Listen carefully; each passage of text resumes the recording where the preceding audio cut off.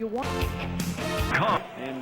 update how he did tonight. But, Jim, if all goes well, and especially he feels good tomorrow, we might well see him this weekend. Yeah, they're very possible. You know, they want to get that arm back here because he can certainly be a force towards the end of the game. And, of course, Dontrell Willis pitched yesterday and expected now to perhaps move up to Double-A for his next rehab assignment. Well, that's right. You know, he's done well against those kids down there as far as throwing strikes. Not many strikeouts and so forth, but they're going to move up to Double-A and just try to get that thing straightened out. Angels take the field. It was Indianapolis that beat up Toledo last night. Time now for our key to the game, and Jim, Joe Saunders.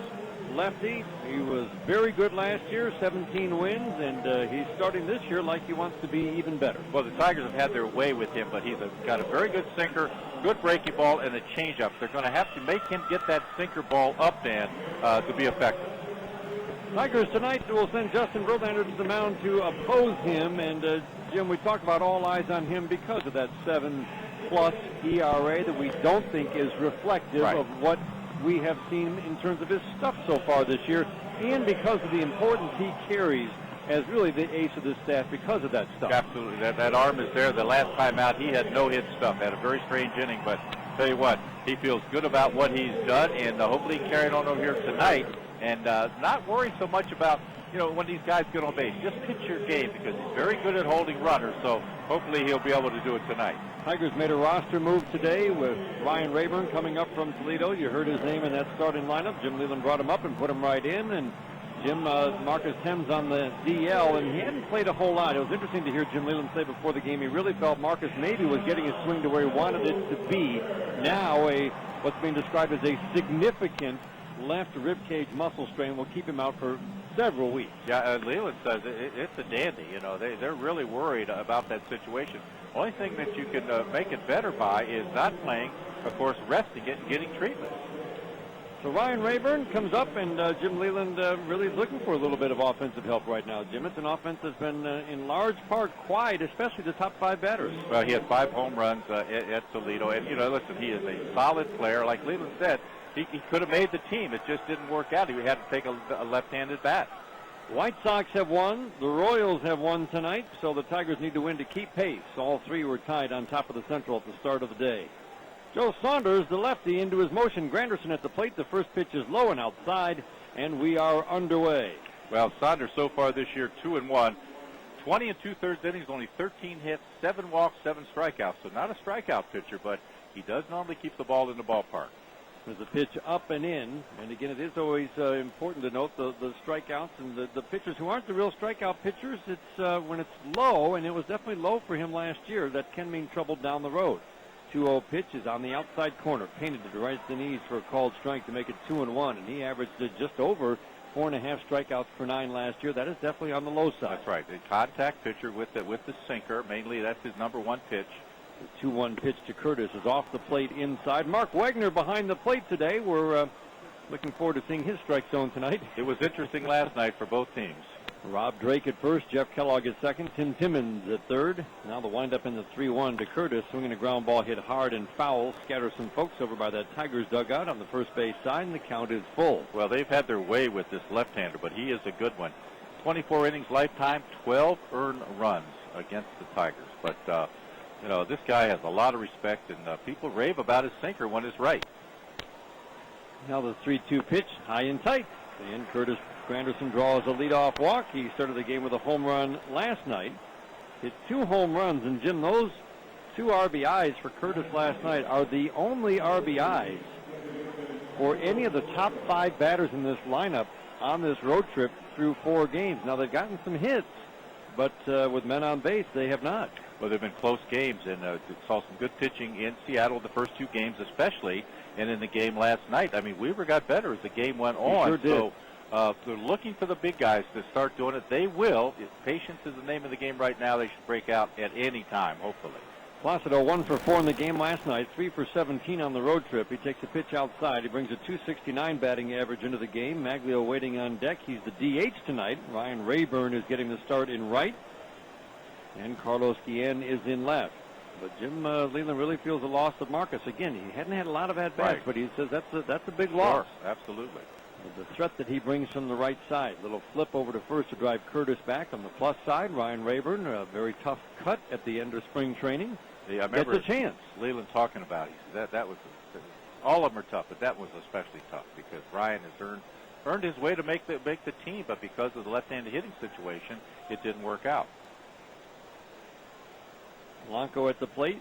Saunders is a guy you can run on. There's a pitch high and outside. Saunders is 26 years old, native of Falls Church, Virginia. First-round pick out of Virginia Tech in 2002, and last year was his first full year in a rotation, and boy, did he make the most of it. 17-7, and he is, in his career, 34-16. And Dan, so far the pitch has been up in the zone. That sinker's not going to sink much if you throw it up there. The inning brought to you by Cadillac and your Metro Detroit Cadillac dealers. Granderson edges off of first.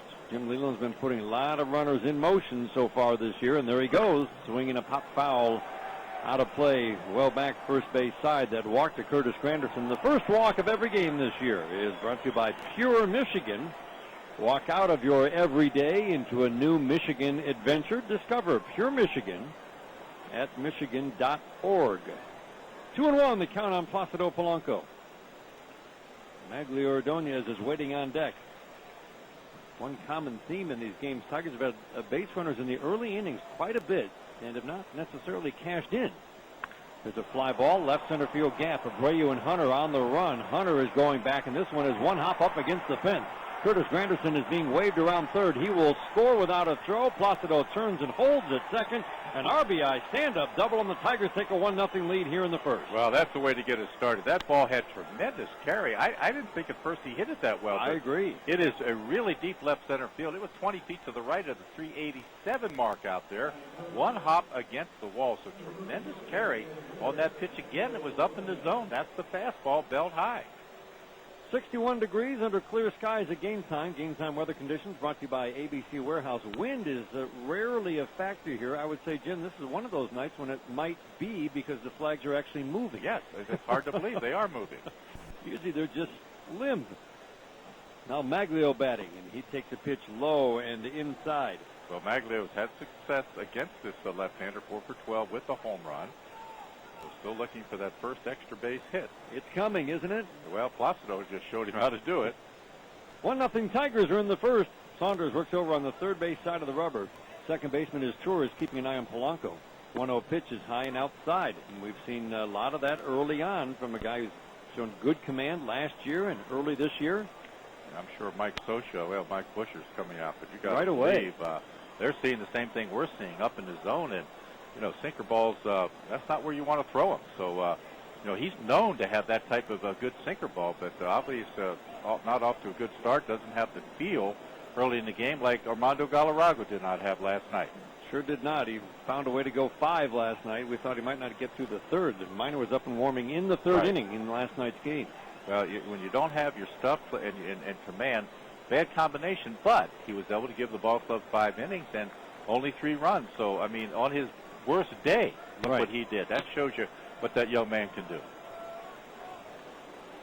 Ordonez batting. He's hitting .292. You're seeing some things that suggest that extra base hit is near. Some bat speed, yes. Here's the 2-0 to Maglio. Swinging a slow tapper down the third base line foul. It'll be fielded cleanly by Gene Lamont. Yeah, seeing the bat speed, we've seen sharp base hits to right, sharp singles to left. He turned on the ball last night that was in on him, and that takes back speed to do that. Did a good job. So it's going to come. Maglio 1 for 4 in the game last night, 5 for 15 on the road trip.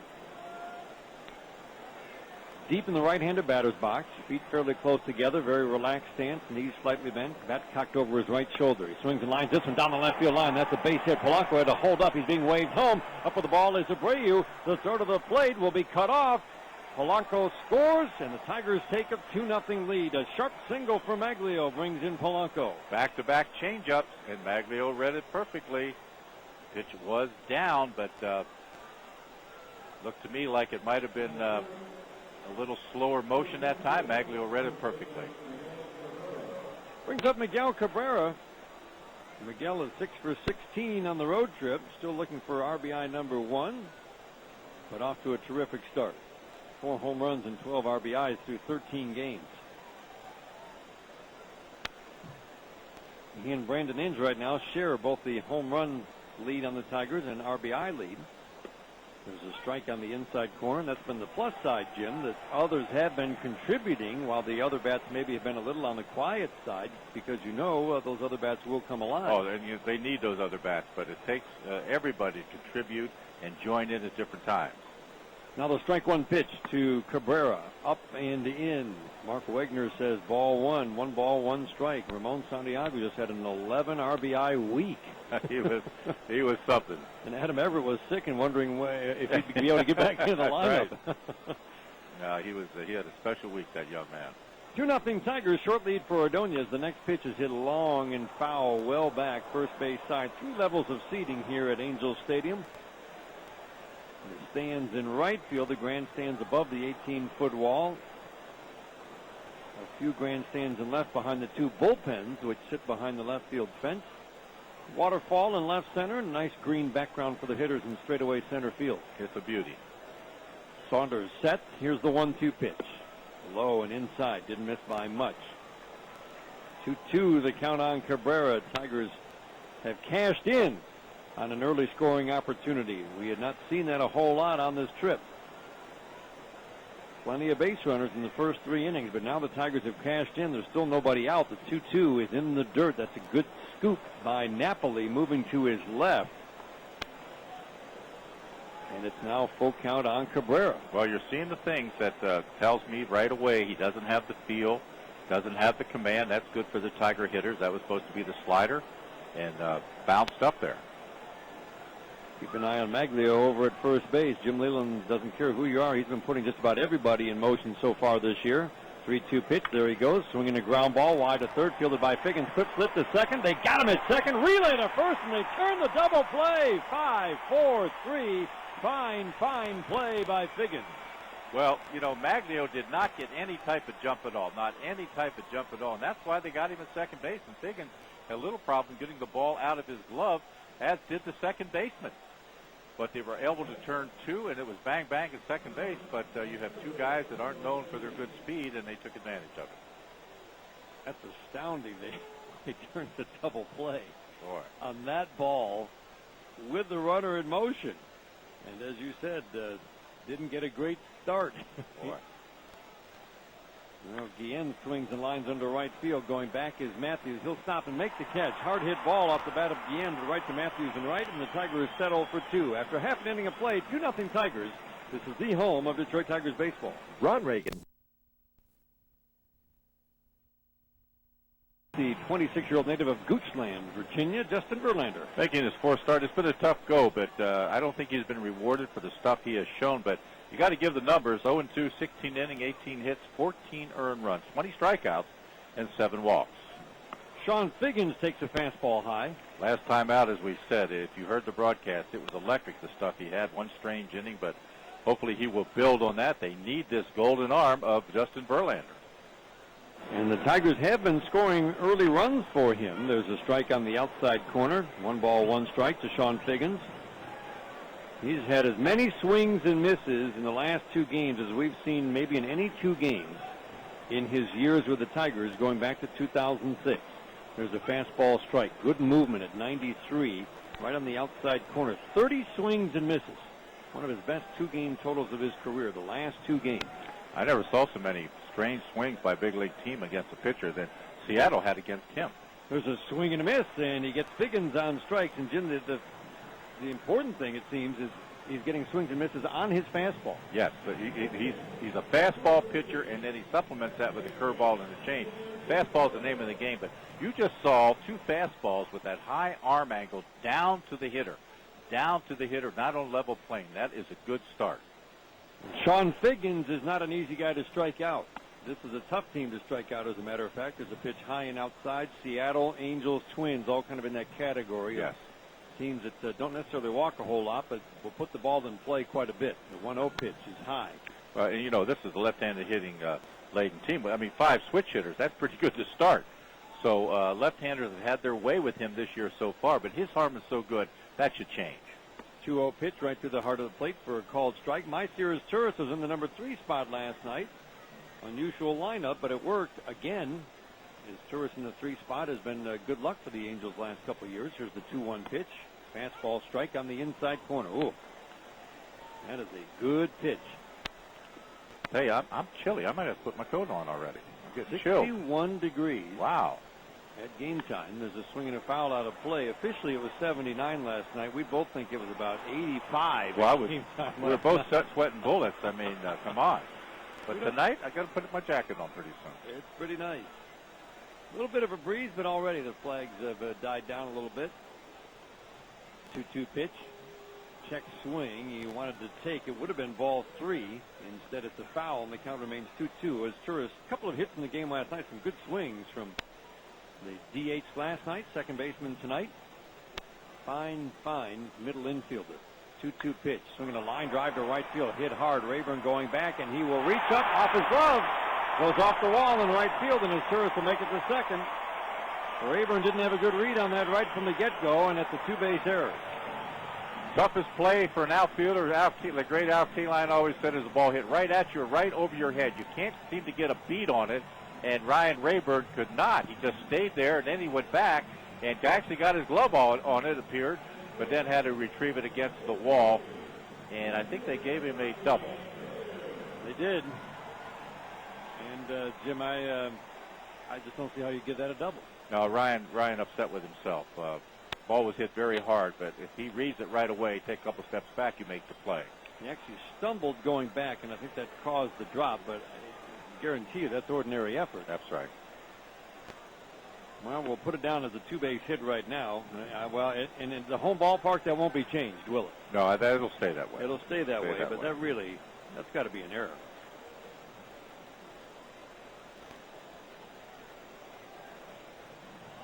Abreu at the plate takes a strike. Next pitch, swinging a little tapper down the first baseline, kicks foul right in front of the bag. I will say this, Jim, Justin Verlander has had some bad luck defensively behind him, some key errors made. Yes. Talking with Rick Knapp today, he said that is true, and he said he's got to overcome that. Sure, absolutely. And he has to make sure that he gave up 4 runs in Toronto, 5 runs his last start. He can't have those big innings. No. Your number one guy, especially, which he is, cannot have big innings. You got to cut them off. 2-0 Tigers. Strike 2 pitch high. So Bobby Abreu is a big addition to this ball club, especially now with Guerrero out. 3 for 7 with a home run, lifetime off of Verlander. Verlander works over on the third base side of the rubber. Ball behind his back, knee, glove on the knee as he gets the sign. Next pitch up and in, fastball, and it's now 2 balls, 2 strikes. This is what we saw a little bit of in that 5th inning last game, Jim, where he just kind of seemed like he wanted to just throw it harder and harder, right.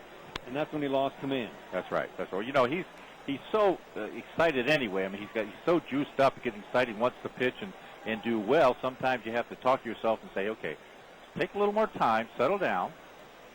2 balls, 2 strikes. A pitch, swing, and a foul right back our way. Good life on that fastball tonight. He's been working from 93. That was 96. I think that was his fastest one so far. Yes. But what he needs are quicker innings. His innings have been averaging almost 18 pitches, and you're just not going to stick around long. No, he needs to get that down. They want this to be a guy who can go 7 innings on a regular basis. 2-2 pitch, breaking ball low. Jim, we've not seen the changeup a whole lot in recent starts. I was asking Gerald Laird about that. He said, well, really, the stuff is so good, you haven't really needed it. I think we said that on the air, that when you have those the fastball number 1, and you just show them the curveball once in a while, the changeup once in a while, that's when you have that type of fastball, you don't want to give in to their bat speed. Man on second, 1 out, 3-2 pitch to Abreu. It's low, he walked him. And the double, the misplay double, now the walk, and this is the kind of thing that Jim Leyland and Rick Knapp are talking about, being able to cut things off. Right here, he's just been staked to a 2-0 lead by his teammates. Well, let's face it, there should be 2 outs, and the pitch count would be down, and this inning might be over. But listen, errors are part of the game, and listen, they make a lot of great plays behind him. So again, you have to dig deep and overcome it. Brings up Torrey Hunter. Justin Verlander is a fly ball pitcher. The ball is hit against him usually in the air. That's fairly common for a power pitcher like this. Torrey Hunter swings and hits a high foul out of play. With a lot of those balls hitting the air are pop-ups. And this year it's been even more extreme fly ball. Almost everything's been hit in the air, which means it becomes that much more difficult to have a double play turn behind you. Strike one pitch, swing and a high foul, well back first base side, and this is where he needs a strikeout. Justin, as Jim mentioned, more strikeouts than innings pitched so far because of the stuff that he has shown. Just needs to put it all together. There's no question the arm is showing a lot more life than what we saw last year. Now the strike two pitch. Swing and a miss. He got him on strikes. Well, two good fastballs. Then he took a little bit off the curveball, had fight right at the plate, and Torrey Hunter had no chance. That's a really good setup, the way they set him up to get this that breaking pitch. With every strikeout by a Tiger starting pitcher this year, the Michigan Masons is making a $25 donation to the Model Student Assistant Program. That program trains teachers to identify and help at-risk children. We'll total it up for you at the end of the game.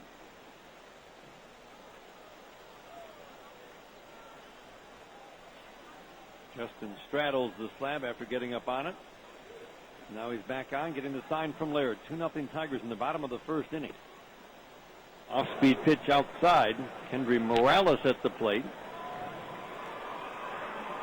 Switch hitting first baseman. 5 switch hitters in the lineup, plus Bobby Abreu. So 6 lefties to face Justin Verlander tonight. I wonder what the record is for switch hitters in the lineup. Can't believe 6 has been done too often.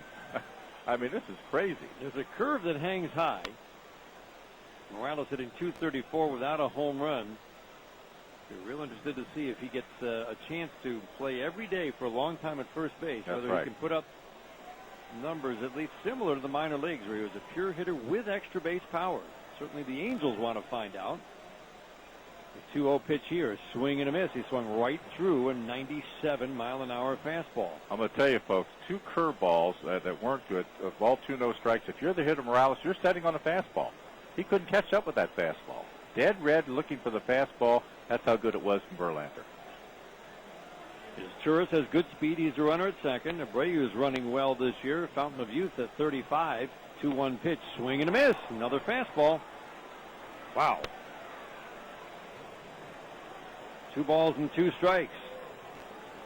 And that's exactly what you're talking about with that changeup, right? Why would you go to the changeup here? Absolutely. They can't catch up to your fastball. Again, you've heard me say this years and years ago. Don't give in to bat speed. I believe David Ortiz was the first one you said that That's about. right. When he was a twin. That's right. Here's a swing and a foul to the screen, and he was not the future David Ortiz of the Red Sox. And he was late on fastball. That's right. Yes. And I think right after you said that, he hit one in the upper deck at the Metrodome. On and off the pitch, yes. I remember that very well. And I think then you got up and walked out of the booth. Yeah, I used to do that a few times, didn't I, in those years?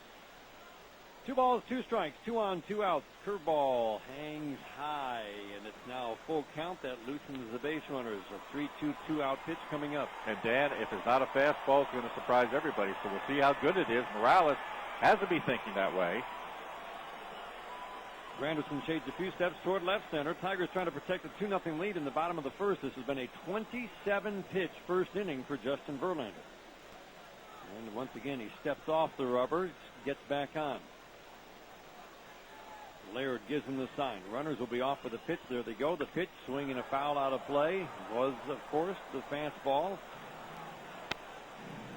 But Morales and the Angels are really making him work here in the first inning. As Turris had a 7-pitch at-bat, so did Abreu. This will be at least an 8-pitch at-bat. Yeah, this will come back to hurt him. These are the things that we've talked about a good bit.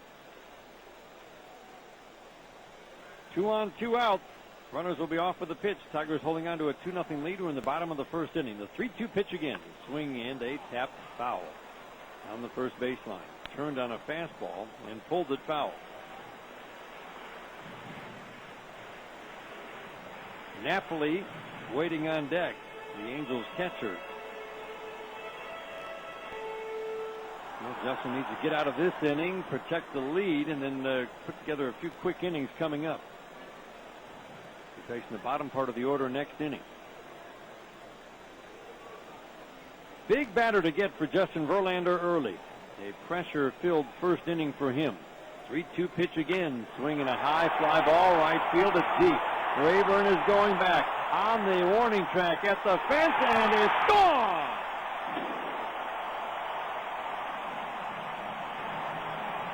Henry Morales with a 3-run shot. And just like that, the Angels take a 3-0 lead in the first. And folks, Tiger fans, Dan, curveball, hanging curveball.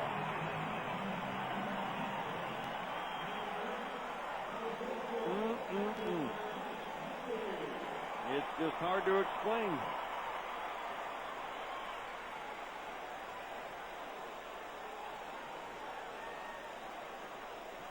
Nothing Angels in the first, and another crooked number, if you will, with Justin Verlander on the mound. There's a fastball strike at the knees on the outside corner to Napoli. Boy, his first home run of the year. He gets a hanging curveball. Strike one pitch outside. A frustration fastball. 1 ball, 1 strike. Well, there's some frustration in that Tiger dugout right now also. 3-2 Angels after the Tigers had jumped on Joe Saunders for 2. There's a pitch low and outside. Another fastball, and it's 2-1 on Napoli. And this is the kind of inning that can stay with you for the rest of the night. It's going to be at least a 34-pitch inning. Now the windup in the 2-1 pitch. High and outside, not close. So, and you better believe if he walks in, Rick Knapp or Jim Leyland will be out of that dugout in a hurry.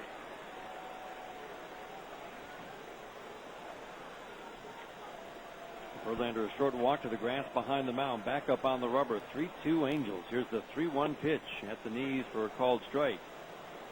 But here's another long at bat. Struck out Figgins on 4 pitches and Hunter on 3. All the other at bats have lasted at least 6 pitches. The 3-2.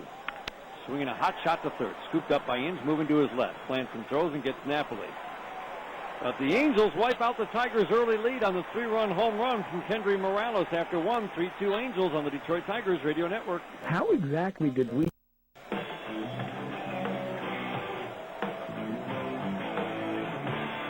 Oh, good start for the Tigers against Joe Saunders, but Justin Verlander could not get that final strike at the bottom of the first when he needed it.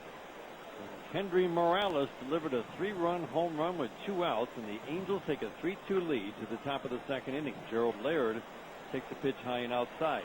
Important for the Tigers to come right back here, Jim. It looks like Joe Saunders is looking for that good sinker that you were talking about. I've not seen the movement at all early in the ball game. A 1-0 pitch, ground ball up the middle, right over second base. Backhanding it as Turris Plant throws, and he gets Laird by a step and a half. 1 up and 1 down. So it is a situation like we saw with Galarraga last night. He's going to try to get some movement on that sinker, perhaps throw a few more change-ups and sliders until he can get that. But that's his bread and butter pitch.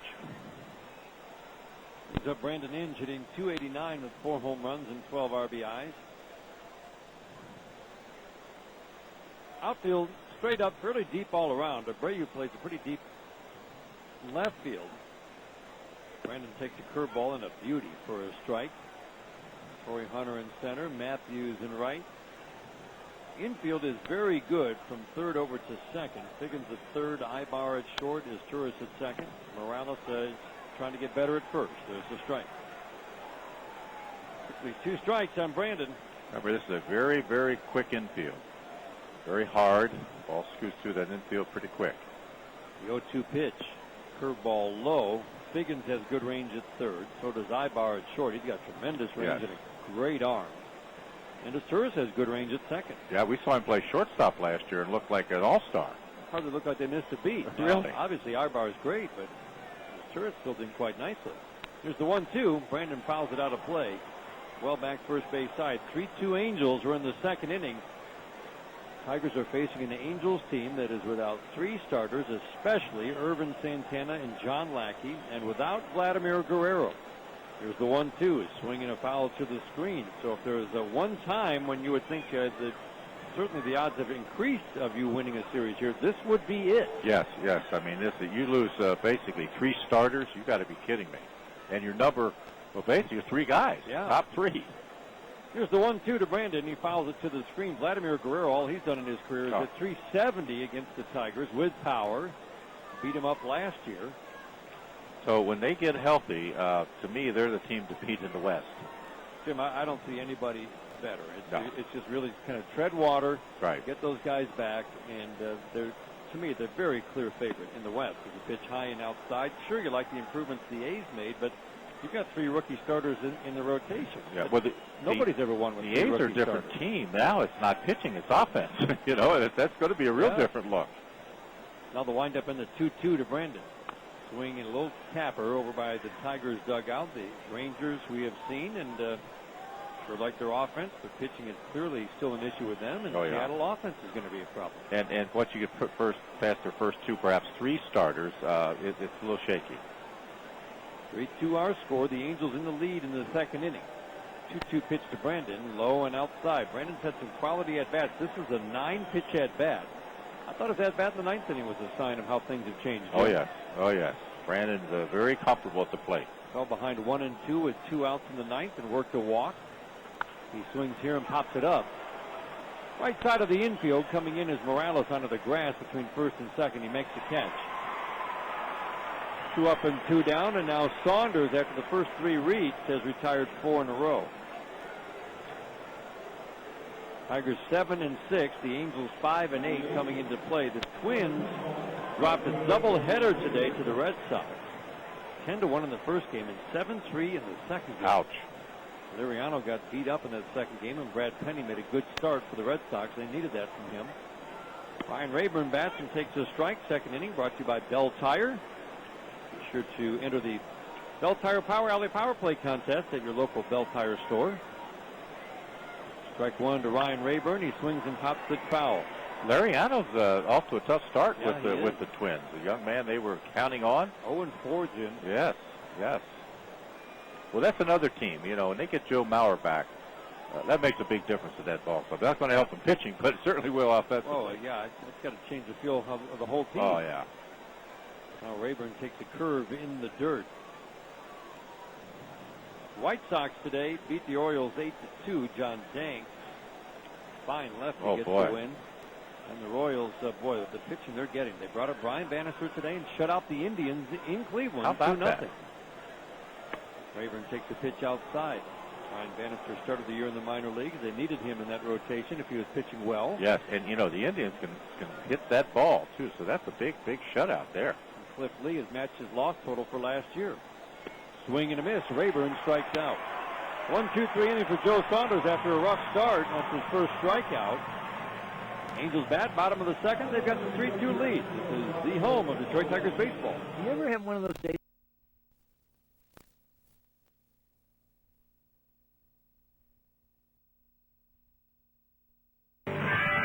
3-2 Angels, bottom of the 2nd inning. Fastball poured over the outside corner for a called strike to Gary Matthews Jr. Bottom 3rd of the order. Matthews, Rivera, and Ibar against Justin Verlander, who needed 36 pitches to get to the 1st inning. He needs a quick inning. Matthews had good swings last night. Changeup misses outside. 1 ball, 1 strike to Gary Matthews Jr., one of the 5 switch hitters in this lineup. Been about the same from both sides in his career. He had good swings batting lefty last night. He swings and fouls this one out of play to our left. We're above home plate, just to the 3rd base side. Great vantage point at Angels Stadium. I tell you, it's very comfortable here. Very comfortable. It's about 45,000. They've been averaging over 40,000 for 5 straight years. 1-2 pitch. Outside with the breaking night, ball. that's a strike. At least some of the time. For both teams. Sometimes. Oh, man. Strike zone started low, and then it got bigger on both sides of the plate. It was interesting. 2-2 pitch. Buzzes him high and in tight. And here's another 3-2 count. 4th time he's gone to a 3-2 count among the first 7 batters. The 3-2 pitch. Swinging a line drive. Base hit. Right center field. Over the field it is Ryan Rayburn. Turning and holding is Gary Matthews Jr. with yet another good swing. Jim, this is what we saw in Toronto. Justin Verlander had about a 35-36 pitch first inning, and it really seemed to take a lot out of him, as it would about any pitcher. Sure. And That's why this inning to me is so critical. The next 2 innings, you need some quick innings. Yeah, and they weren't just pitches; they were pressure pitches, and so it's going to be interesting what he can do. And I mean, there was a solid base hit, a good swing on a fastball. Now swinging a foul to the screen. Juan Rivera batting. Really a 5-man outfield for the Angels when it's healthy. With Guerrero starting with Abreu and Hunter, and Matthews and Rivera scrapping for playing time. Now they can DH Rivera most days and let Gary Matthews Jr. play in the outfield. Breaking ball, strike. Well, backed up job, but it worked. That's why Rivera is checking things with the umpire. Been a long couple of years for Rivera. He had 23 home runs here a few years ago. Then they had the broken leg, and boy, long struggle. That recovery wiped out all of 07 and just a part-time role last year. Here's the 0-2 pitch. Swinging a tapper on a high chop to third, right along the line. Brandon infield as one plays to first. Strong throw to get Rivera. Matthews down to second. Jim, I was asking Brandon about all the calculations, if you will, that went through his brain as he fielded that ball last night with the bases loaded and one out deep at third base. He said, my first thought was, can I turn the double play? Quickly decided I couldn't. Did I want to get the fourth at third? He said I could have, but I decided I really wanted to prevent the run from scoring. And then I had to decide to throw over the runner or throw inside the runner. So all those calculations in a split second made the throw home and got the force at the plate. There's a fastball high. It was pretty interesting to hear all those things that went into it in a split second. That's why I said last night, to me, that was the great thing about that play. Those things that he had to think about and made that decision. I mean, there's a lot of things going through your mind in a split second. And he had done, as you talked about, qualified the speed of the runner, so he knew he couldn't turn the double play with Kendrick running. There's a pitch low, 2-0 on Eric Ibar. But he said, really, he's always focused on preventing that run if possible. Right. And it's just a heck of a play by him and by Gerald Laird to hang on to the ball and keep that foot on the plate. I said, did you mean to one hop it? He said, no. And he said, I really didn't give him a very good throw. He said, I thought I short hopped him a little bit. And Laird did do a great job. 2-0 pitch, fly ball, left center field. This is trouble. It splits Granderson and Deanne all the way to the wall. In the score comes Matthews down to second with an RBI double. Goes Ibar.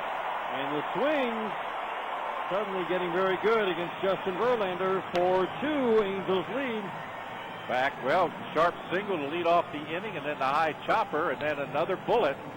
Well, the ball had a lot of carry on it off the fastball. Dan, what'd you say? What's the Yankees record now? Yankees won again today, and after all the panicking and hand-wringing in New York, the Yankees are 9-6. And you can see the Yankees 27th through the 29th at Comerica Park. Seats for $10. Can't get that in New York. There's a strike on the outside corner to Figgins. They're mezzanine seats for all the games. Not many left in April, but select games in May are on sale right now. $10. 866-66-TIGER or visit tigers.com. I don't think there are any $10 seats at that new Yankee Stadium. There's a swing and a miss. You can't even park for $10. What, are you kidding me? Good change up that time from Justin Verlander. 4-2 Angels, and this is, boy, I guess I just really thought we'd see Justin Verlander come out and really shut down this Angels team because of the stuff we've seen from him. And the motivation would certainly be high after some disappointing starts. Well, you don't know if Rayburn would have made that play, how that first inning could have changed. But that's all part of the game. You got to overcome those things. 0-2 pitch, swing and a miss.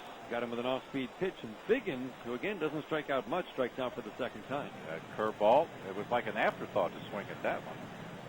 Third strikeout for Justin Verlander. He's already given up 4 runs on 4 hits in the first 2 innings.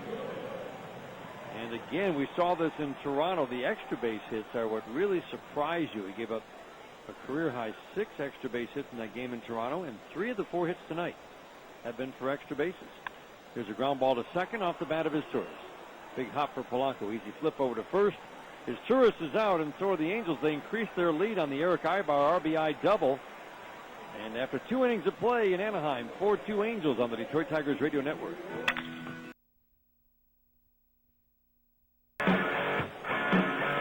Adam Everett at the plate, getting a start for the first time in 10 days. That's how long the flu wiped him out, and then you couldn't take Ramon Santiago out yesterday. Oh, he was hotter than a firecracker.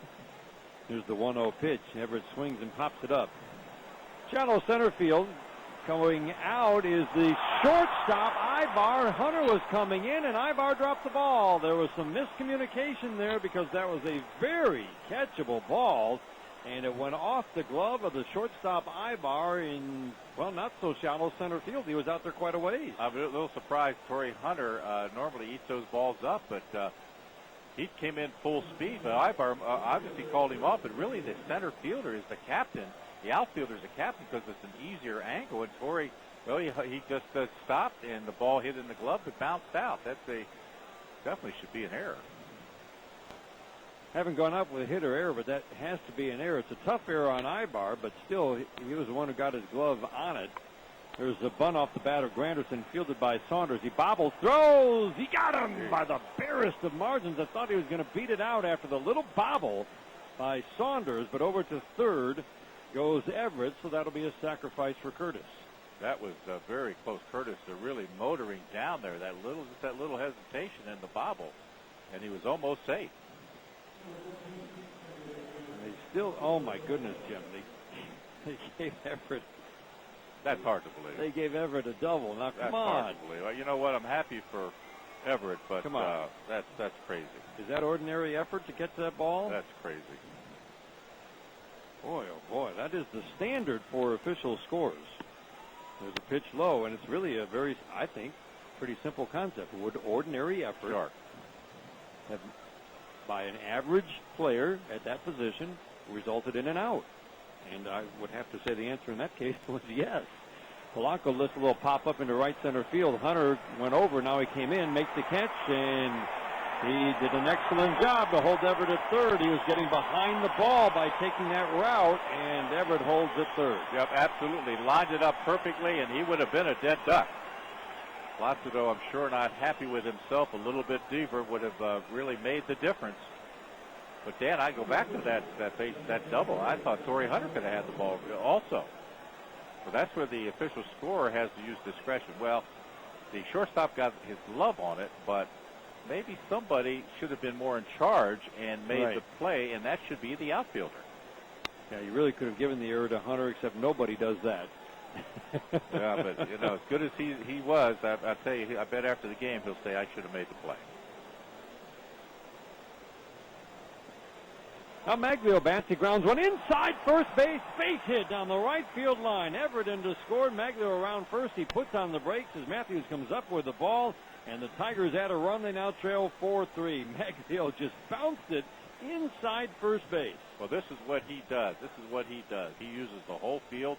That ball away from him. Stayed on it, and hit it really hard inside the bag. I thought at first maybe it'd be a two-bagger, but Matthews over there very quickly, and Mag's not the swiftest of runners, but good two-out hitting. 4-3 now, top of the third. The defensive misplay. There's a swing and a miss. Wow, and a pitch in the dirt. Cabrera a little anxious. Yeah, swung at the motion, didn't he? A little anxious. Each team with a defensive misplay that was scored a double, and each team has cashed in. Angels, really, that led to a 3-run first inning. That whole first inning, I agree, looked completely different without the misplay by Ryan Rayburn. And this inning should be over as well. Strike one pitch in the dirt.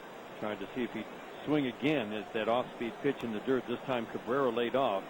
And the catcher was lucky because he went down to block it, but pulled the glove up, and the ball hit at the tip of the glove to stay right there. He's very lucky.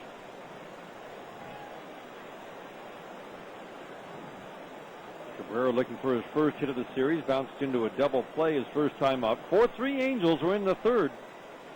Here's the 1-1 from Joe Saunders, high and well out of the strike zone. This is really kind of the ace of the rotation right now until Lackey and Santana get back.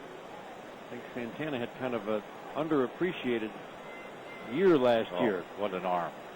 Irvin Santana was tremendous for the Angels last year. Here's the 2-1 pitch. Swing and a slow tapper foul down the third base line. Well, it looks like they're trying to keep the off-speed stuff low. The fastball, one that he threw, was high and away. He hasn't seen that good curveball. He threw a couple good curveballs the last inning, but I haven't seen it this inning. Tigers scored 2 in the top half of the first. The Angels on a Kendry Morales with a 3-run home run in the bottom of the first. Added a run in the bottom of the second on an Ibar double. Now Maglio has just delivered a run with a base hit, his second RBI of the night. 4-3 Angels. And on 2 outs, the 2-2 pitch. High and well out of the strike zone. We've seen that quite a bit tonight from Joe Saunders. Saunders last year walked about 2.5, struck out about 4.5 per 9 innings.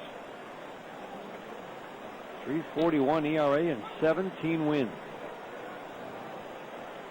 Morales at first will play behind Maglio. Cabrera brought a 4.51 average into this game. Maglio's off for the pitch. 3-2 pitch. Line drive. Base hit into right field. Oh, man. Almost hit Maglio. Around second. Headed to third. Matthews up with the ball. Throw to third. Will not be in time. It'll be cut off by Figgins. A sharp single for Cabrera. Oh, Jim, he almost hit Maglio with that ball. Yeah, Maglio off 3-2 count, 2 down, and I think he might have felt the air.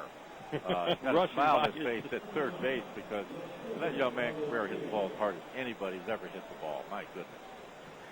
Went sizzling by his head. Runners at the corners, 2 outs. Let's pause for station identification on the Detroit Tigers Radio Network.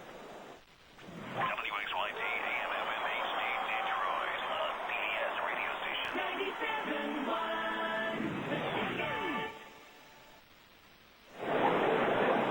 97.1. Well, good to see the good swings from the Tigers tonight. They trail 4-3. That brings up Carlos Guillen. First pitch, swinging a tap foul. Right over by the Angels dugout. No Angels starter has allowed more than 4 runs in a start this year. That's pretty impressive given the fact that 3 of their starters are on the DL right now. The first is 1, 2, and 3. I mean, that's, well, you could say Saunders really 3 perhaps, but man, strong pitching and hitting at the right time. Now the strike 1 to Carlos Guillen.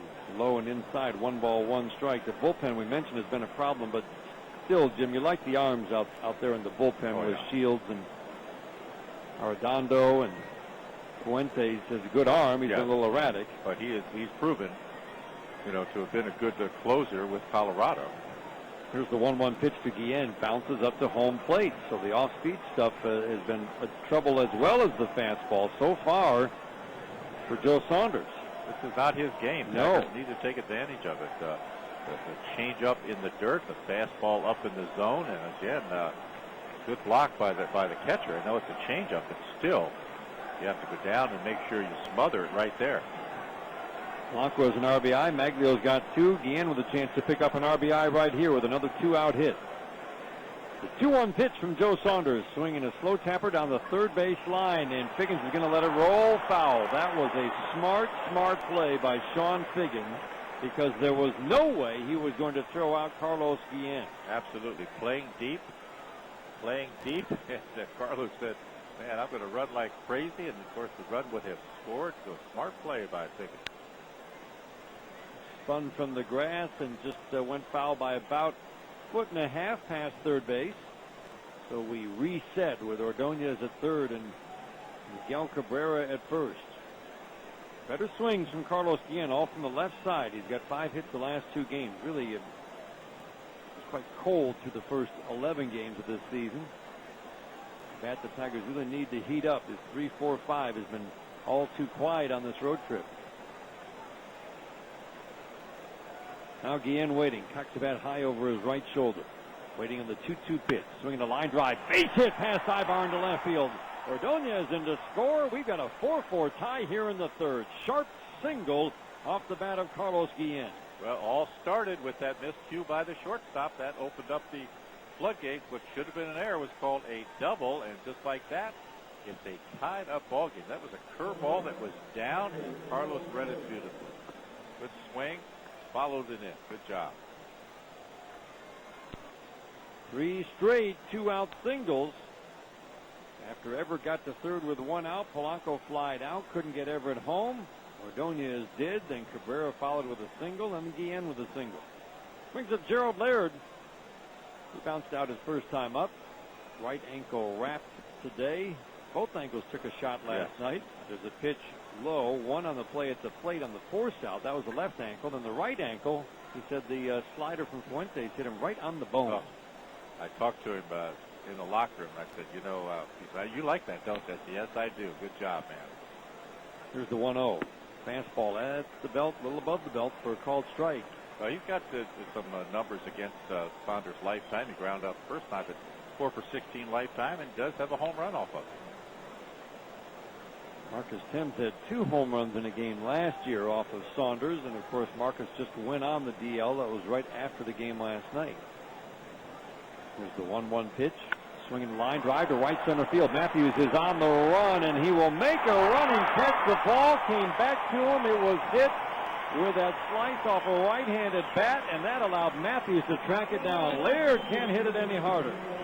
The Tigers, though, come back with 2 to tie it up. We go to the bottom of the third, 4-4 tie. This is the home of Detroit Tigers baseball. Announcing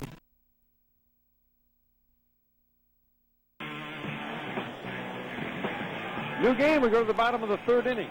And Justin Verlander should have gotten a little breather there. It was a nice long top of the third. Let's see how he responds. Pitching to the heart of the Angels order. 4-4 game, bottom of the third. First pitch, fastball strike on the outside corner.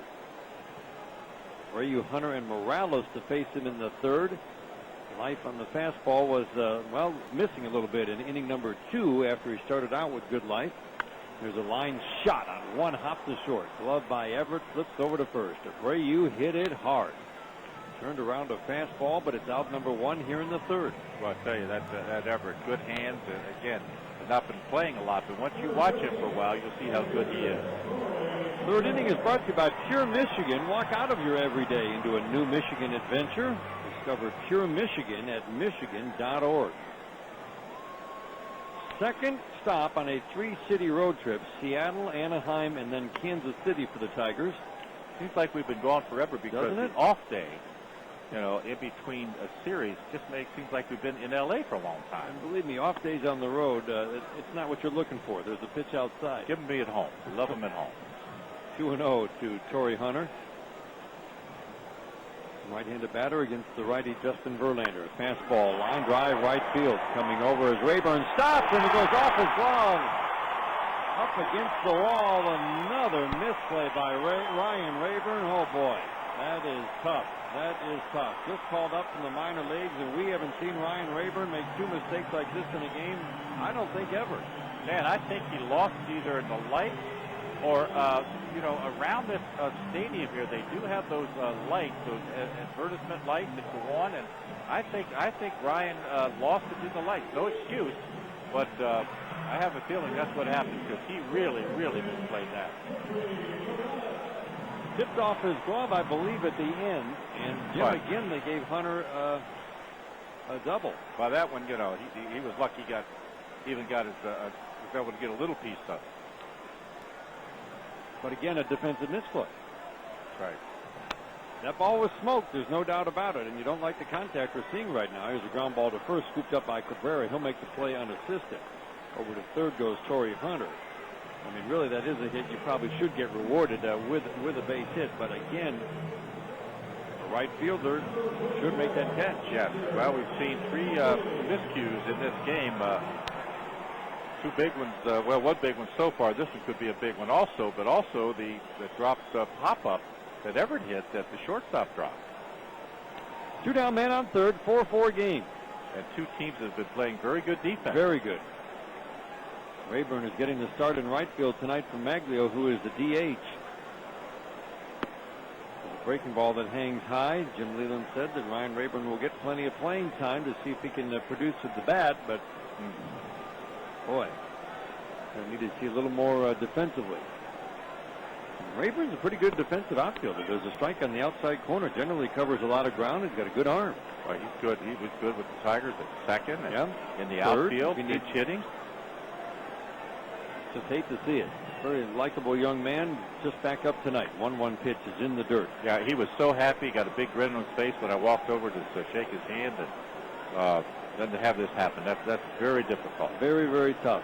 4-4 tie, and now Justin Verlander's job is to overcome that and keep this game tied. 2-1 pitch to Napoli. Change low. 3-1. Napoli bounced out his first time up. 3-run home run from Kendry Morales in the first inning. Wiped out an early 2-0 Tigers lead. Ibar doubled home run last inning. Now the 3-1 pitch, fastball strike, right at the knees on the outside corner. Boy, Good life, 97 miles an hour. You couldn't have walked it up the home plate and put it in a better spot. That was perfect. Do that again. Very patient hitter.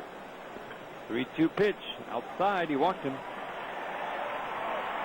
Walked twice in the game last night. Napoli draws a walk here, so the misplay extends this inning by at least 6 pitches. With runners at the corners, and that brings up Gary Matthews Jr. This guy looks locked in at the moment. Shows that he can hit the low ball, the low pitch. Last night, that game-winning double down, first time up, fastball down. One of his outs last night, a sacrifice fly, was hit extremely hard. Oh boy! Really called a sacrifice line out. It was. It was a bullet. Changeup misses low. We're definitely seeing more changeups from Justin tonight. Well, I think because of the pitch count and the pressure pitchers that he's had to gear up a little bit. Pitch counts at 65 here in the third. 4-4 tie, 1-0 pitch, a swing and a foul out of play. So that's where you want to pitch Matthews more up in the strike zone. Yeah. Better left, that's low ball hitter from the left side. Better low ball hitter right now. By the way, Joel Zamaya, in a game that Toledo gave up 10 runs and 18 hits, he pitched 1 inning, 1 hit, no runs, 2 strikeouts. That's tonight again? That's tonight again. There's a pitch outside. So last night, Toledo gave up 13 runs. Wow. And Joel Zamaya pitched a scoreless inning. And tonight they gave up 10 runs and 18 hits, and he pitched a scoreless inning. Wow. So that's really the final test. If he feels good tomorrow, you'd think he'd be in Kansas City. Yep. Matthews now waiting in the 2-1. Here it comes, swinging a high pop-up. Will it be playable down the left field line? Coming over is Carlos Guillen. He'll make the catch in fair territory, right near the line. Matthews is out, and so are the Angels. They threaten but do not score after 3 of 4-4 tie on the Detroit Tigers radio network. How exactly? 4-4 tie in the fourth. Dan Dickerson and Jim Price. Glad to have you along on this Wednesday night from Angel Stadium in Anaheim. Brandon Ings lets a little pop-up into shallow center field. Torrey Hunter jogs in, makes the catch. 1 up and 1 down on 1 pitch here in the 4th inning. This inning brought to you by your Greater Michigan Ford dealers. You can check out the exciting new lineup of Ford cars, trucks, and SUVs. Drive one today at your Michigan Ford dealer.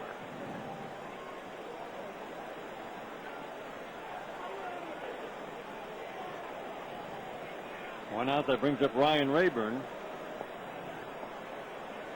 Job for him right here is not to try to make it all up with 1 swing of the bat, right? Just concentrate on a good at-bat. There's a pitch outside. He showed bunt, pulled the bat back. Nobody feels worse than he does. It's part of the game. You don't like it, but I'm sure the boys are pepping him up a little bit in the dugout. Lloyd McClendon was. There's a swing and a pop-up behind first base. Kendry Morales goes back, and he'll make the catch right along the line. 3 pitches, 2 outs here in the 4th.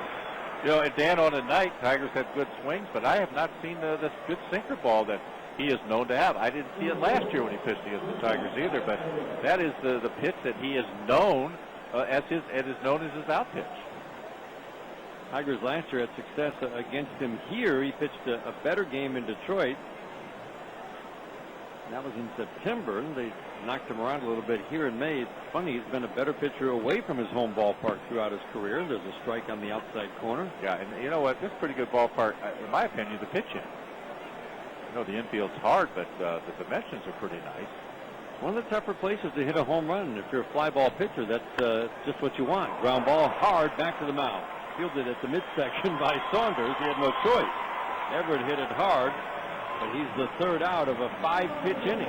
We go to the bottom of the 4th inning in a 4-4 tie. This is the home of Detroit Tigers baseball. Ron Reagan here. The Los Angeles Angels of Anaheim. He needs an inning like Saunders just had. 5-pitch, easy inning. First pitch, fastball low. Juan Rivera is the number 8 hitter in Mike Scioscia's lineup. Rivera, Ibar, and Figgins have been at least 2 base runners in every inning against Justin Verlander. There's a swing and a pop-up into shallow right field. Ryan Rayburn coming in. crowd getting on him a little bit. He makes the catch, and he gets a little Bronx cheer as he makes the catch. Part of the game, and he knows that he understands that, but it happens to everybody, and he just got to go with territory. Yep. And he'll bounce back because he's tough. Boston swept the doubleheader from Minnesota today, 10-1 and 7-3. Jim, I wanted to talk about the two twin starters today. Liriano, we mentioned, 0-4 with a 7 ERA. In the first game, Scott Baker gave up 6 runs in 4 2/3 innings. There's a swing and a fly ball, shallow left field. Coming in and toward the line is Carlos Guillen. He makes the catch. Ibar is out number 2. 3 pitches and 2 outs. There we go. Maybe just what the doctor ordered. But Jim, Scott Baker has now made 2 starts, pitched 8 2/3 innings, given up 15 hits and 12 runs. Incredibly, Jim, in 8 2/3 innings, he's given up 7 home runs. He's their number one guy. He's their number one guy. 7 home runs in 8 2/3 innings. He gave up 20 all of last year. And you couldn't do that in batting practice. I mean, seriously, that is amazing. Isn't that something? That is amazing. Guy who doesn't give up many home runs has given up 7 in 8 innings. There's a strike on the outside corner to Sean Figgins. Yeah, that is awfully strange. So the Twins are 7 and 9, but they've got to be just a little bit concerned about their top 2 guys. There's a swing and a miss. Figgins has not done anything so far against Justin Verlander. Struck out twice. He's behind 0-2. Fastball first time, curveball the second time. This would be a great quick inning if Justin Verlander can get Figgins right here. Wind up in the 0-2. Curve, miss, low. Appeal down to third, and Tim Timmons, who was the subject of much ire last night, rings up Figgins. Figgins strikes out for the 3rd time tonight. And a 1-2-3, 6-pitch inning for Justin Verlander. We asked for it, we got it. After 4, a 4-4 tie on the Detroit Tigers Radio Network. Hi, folks. Bill McAllister, Jay and Bill in the morning, every morning on 97.1 The Ticket.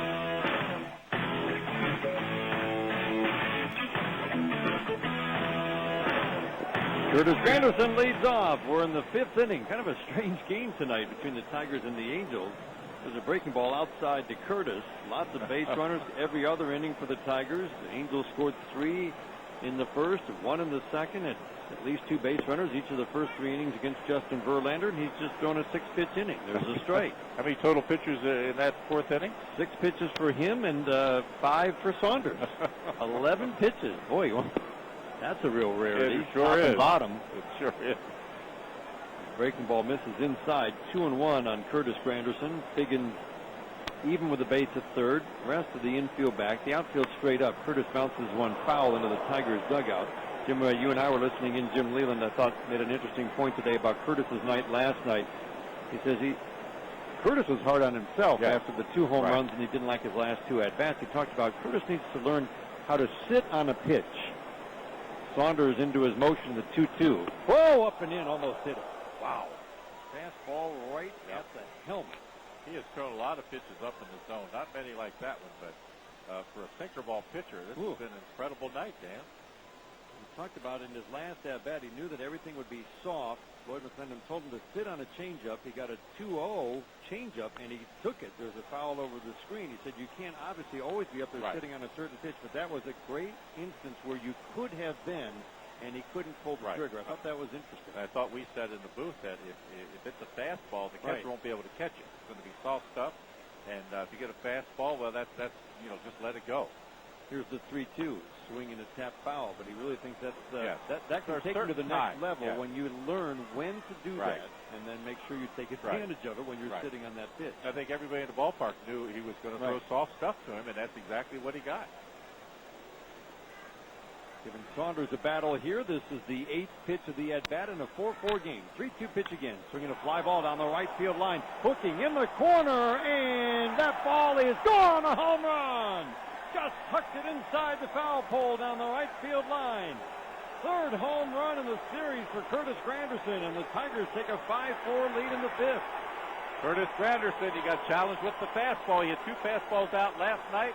Another fastball right here, and boy, I'd say that's a good job to tuck it inside that foul pole, and it couldn't have made it in there by much. A sinking line drive, but a good swing, a Fago home run, 102 delicious years. Number 5. Good job, Curtis. Good catch out there, too. Boy, and the one thing that Saunders does not do, he'll give up hits to lefties. He hardly gives up an extra base hit. two left-handed batters. There's a strike on the outside corner to Placido Polanco. Well, this looked to us tonight, he's not on his game, and I think Tigers hitters are taking advantage of it. Very good swings from Tigers batters tonight. Polanco had one of those. He doubled a home run in the first inning. He takes a pitch in the dirt, 1 ball, 1 strike. First time this year that an Angel starter in game 14 has allowed more than 4 runs in a start. There's a swing and a fly ball to center, fairly deep. Going back is Hunter. He's got room, and he'll make the catch. Going back a few feet to his left. Calls in the fly ball off the bat of Polanco. Justin Spire is up and warming now in the Angels bullpen. Well, the Angels, even though this is one of your key starters, Mike Socha sees what everybody sees. This is not his night where he has his good stuff. A sinker ball pitcher that you have not seen a good sinker. No, not much sink at on all. That pitch at all, right. Brings up Maglio. Line singles to left, and then a bouncer down the first base line. He just tucked it inside first base. He's one of the few right-handed batters that we see do that, and does it probably somewhat intentionally. Yeah. you know what he tries to do at times if he's not reading the ball? He'll try to go to the right field, and he'll read the pitcher that he's throwing outside and stay with it. Here's a ground ball to short on a high hop. Took a funny bounce for Ibar, but he fields and throws. Whoa, he just flicks the ball over to first with a lot on it. Yeah, so Mags is good at that. This inning brought to you by Detroit Medical Center, DMC All-Star lineups. They deserve All-Star DMC docs.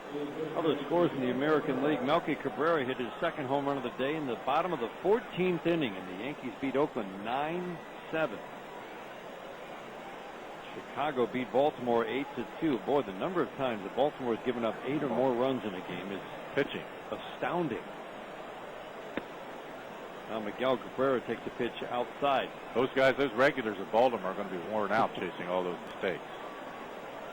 Kansas City shut out Cleveland 2-0. Brian Bannister just back up from the minor leagues. 6 strong innings. Swing and a miss by Cabrera. 1 ball, 1 strike. Not easy to do against the Indians. Cliff Lee actually pitched a very good game today. 8 innings, 2 runs, but he suffers his 3rd loss of the year. He was 22-3 last year. Got a long way to go to match that now. His loss total. Got to go undefeated. There's a pitch high and outside. Just 21-0. That's all. That's all he's got to do. Toronto scored in the bottom of the 11th to beat Texas 8-7. 2-1 pitch. Swing and a miss. Good off-speed pitch. He's gotten a lot of off-speed pitches from Saunders, talking about Cabrera. Toronto's now 11-5. Still leading the East. Tampa Bay with a 6-0 lead up the coast in Seattle. That game's in the 4th. Here's the 2-2 pitch. Low and outside. Tampa trying to avoid a 5-10 start. Oakland's 5-9. The Indians are 5-10 with that loss today. 3-2 pitch, low and in, and Cabrera draws a 2-out walk. Curtis Granderson's 5th home run of the year and 3rd of the series has given the Tigers a 5-4 lead here in the 5th inning. Pittsburgh Pirates won again today. How about the kind of Buffalo? fun seeing what they're doing. Paul Maholm is 3-0, 7-4 win over the Florida Marlins. Yeah, the Marlins. They're staggering. They were right now. hot. What happened? That's their 3rd loss in a row. Some really good pitching performances in the National League. Dan Herron, 2-0 shutout over Colorado. He got some late relief help. Carlos Guillen swinging a hot bat, takes a pitch outside. San Francisco got a good start from Barry Zito. Boy, they needed to see that. How about that? Barry Zito was out to a slow start. 7 shutout innings. They won 1-0 in 10. Here Atlanta won 1-0 with a run in the 9th against the Nationals. Hot shot to second on 1 hop. Right to his turret. Underhand flip to Ibar's second for the force on Cabrera. Tigers are out in the 5th inning, but they take the lead on the Curtis Granderson home run and 5th of the year. We go to the bottom of the 5th. 5-4. Tigers on top. This is the home of Detroit Tigers baseball. Isiris Turris leads off. Tigers back on top. 5-4. And let's see if Justin Verlander can put up that 0 after his teammates have just rallied to give him the lead for the 2nd time. The 1-0 pitch right through the heart of the plate with a fastball. 1 ball, 1 strike. Nice 6-pitch inning for Justin last inning. So his pitch count is at 76 with a 1-1 count to start the 5th. Time called, asked and gotten by Gerald Laird, the Tigers catcher. Yeah, that's a horrible feeling. You're not sure what to, what was that sign again? Help! Timeout! 1-1 pitch. changeup floats high and outside. 2-1 on his Tourist. 2, 3, 4 hitters is Tourist, Abreu, and Hunter. To face Justin Verlander in the bottom of the 5th inning. The 2-1 swing and a foul straight back. I'd like to remind you about opportunity you have to get seats in the exclusive Champions Club. They're on sale right now, those seats. Members enjoy an all-you-can-eat buffet, free parking, indoor and outdoor seating. Call 313-471-2222. You can always go online at tigers.com. 95-mile-an-hour fastball misses inside. 3-2. The count on his Tourist. Verlander has walked 2 and struck out 4. He has struck out Sean Figgins 3 times tonight. Line drive, base hit into left field. Whoa, we've seen solid contact in this game against Justin Verlander. That was a sharp single by his Tourist. Yeah, I'd say sharp contact from both teams tonight. Boy, the crack of the bat is strong. Tourist with a line double, a line single. Hunter with a line double. Morales with a home run. Ibar with a line drive double up the gap in left center, and Matthews with a sharp single. Those have been the Angels' hits. No cheapies among them. No. 5 runs, 7 hits for the Tigers. 4 runs, 6 hits for the Angels. Neither team has made an error. We have seen 3 defensive misplays. Here's a ground ball, base hit into left off the bat of Abreu. Sharp single. Right past Everett. No chance for him. First and second, nobody out. Boy, the crack of the bat. Wow. I don't know. It might be the way this stadium is here, because the crack of the bat's a lot louder here for some reason.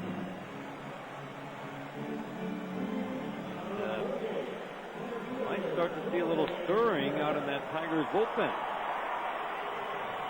They're turning around the fastball right now, Jim. They were fastballs, absolutely. And they read them. They were away from the hitters, stayed with it. Now Torrey Hunter bats. First pitch from Verlander. Fastball strike at the knees on the outside corner. Hunter struck out on 3 pitches with 2 men on in his first at bat. Next time up on a 2-0 pitch, he lined one to right field. Rayburn came into his right and then tried to reach back to his left, and the ball got over his glove. Here's the strike 1 pitch. Swinging a foul out of play. Still good life on the fastball. Yes.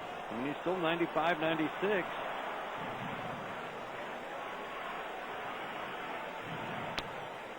Lots of base runners. 1, 2, 3 inning for Justin Verlander tonight, and same for Joe Saunders. Well, he's had a couple 1, 2, 3 innings. Verlander turns and looks the base runner as Tourist back to second. These same 2 were on in the first inning. There's Tourist and Abreu. Good speed on the base pass. Polanco trying to shorten the lead at second base. Team that loves to run. 0-2 pitch is hit high and foul out of play. Still 0-2 on Torrey Hunter. Just fought that fastball off. If he does throw him a breaking ball, you'd like to see it where it's up in the zone, perhaps below the knees. That would be, I think, a good spot for it, because the fastballs have been up in the zone. That would change the eye level. Here's the 0-2. Outside, breaking ball away. 1 ball, 2 strikes. Another shutout in the National League. Cincinnati shut out the Cubs 3-0. Oh, the Cubbies. Johnny Cueto with a strong start for Cincinnati. So look at all those shutouts in the National League. Now Hunter takes an off-speed pitch high. Back-to-back breaking balls, not close to being strikes. Well, I would say it's probably a little bit easier to pitch in the old National League without the DH. We've certainly seen quite a difference in the level of play. Here's the 2-2. Ground ball, right side, base hit into right field, right past Polanco. Down in third, headed home is his Tourist. A throw from Rayburn will go to third, not in time, and down to second goes Torrey Hunter. Ground single that had eyes in between Cabrera and Polanco. We've got a 5-5 tie, and the Angels have runners at the corners, and Rayburn probably shouldn't have made the throw to third. No, and then all 3 base hits have been hit hard. Even though that had his eyes, that ball had good pace behind it, and with 2 strikes on it. It was a fastball, and it was away from him, and he stayed on it, didn't try to pull it like the first 2 hitters. Boy, Jim, this is Justin Verlander right now is a real puzzle. He really is a puzzle. This is a real puzzle. Another game where he's given up 5 runs. And that's been his pattern, except for the 1 5-inning start. He's given up 8 and 6 And now 5. That is a tough start. Tiger bullpen getting loose. And some of the best stuff that we have seen him possess. Second and third, in at the corners, middle of the infield back. Morales at the plate. Ground ball can produce a run and give his team the lead. The 1-0 pitch, a changeup in the dirt. Well, definitely thrown a lot more changeups tonight. He has. The last couple innings, he went to more off-speed pitches and wanted his tone start to throw in Tiger pen. But Dan, the curveball has not been good. Remember, the home run was a hanging curveball. He had Hunter 0-2, tried 2 breaking balls. One was way outside. The other one was a hanger real high. So inconsistent with his second pitch. Second and third, nobody out. 5-5 game in the 5th. The 2-0 pitch. Low, 3-0. Fastball still 96, 97, but boy, the contact against Justin Verlander has been surprising to say the least. An 8-hit attack. Yes, a couple of balls could have been caught, but even those were hit hard. Here's the 3-0. Strike at the knees in the outside corner. Morales' home run was his first of the year. Guy who hit for power and for average in the minor leagues. Contact hitter. Switch hitter batting lefty. Waiting on the 3-1 now. Swinging a line drive. Base hit down the right field line. That's going to score 2. Abreu in to score and Hunter right behind him. 7-5 Angels. Man. Morales delivers a 2-run single. The 9th hit of the night for the Angels. And it's just hard to explain what we're watching going on with Justin Verlander in 2009. Well, the contact has just been something. It's something we didn't see in Seattle when he overpowered the Mariners, but tonight these hitters are getting the sweet spot of the bat on the ball every time they get a base hit. There's been no cheapies off the bat of the Angels here tonight. 3 in the first, 1 in the second, 3 more here in the 5th. Justin Verlander has not been able to put up a 0 in the half innings where his team has given him the lead in the first and here in the 5th. We'll flip over to first to drive Morales back. He had about a 1-step lead. What a puzzle.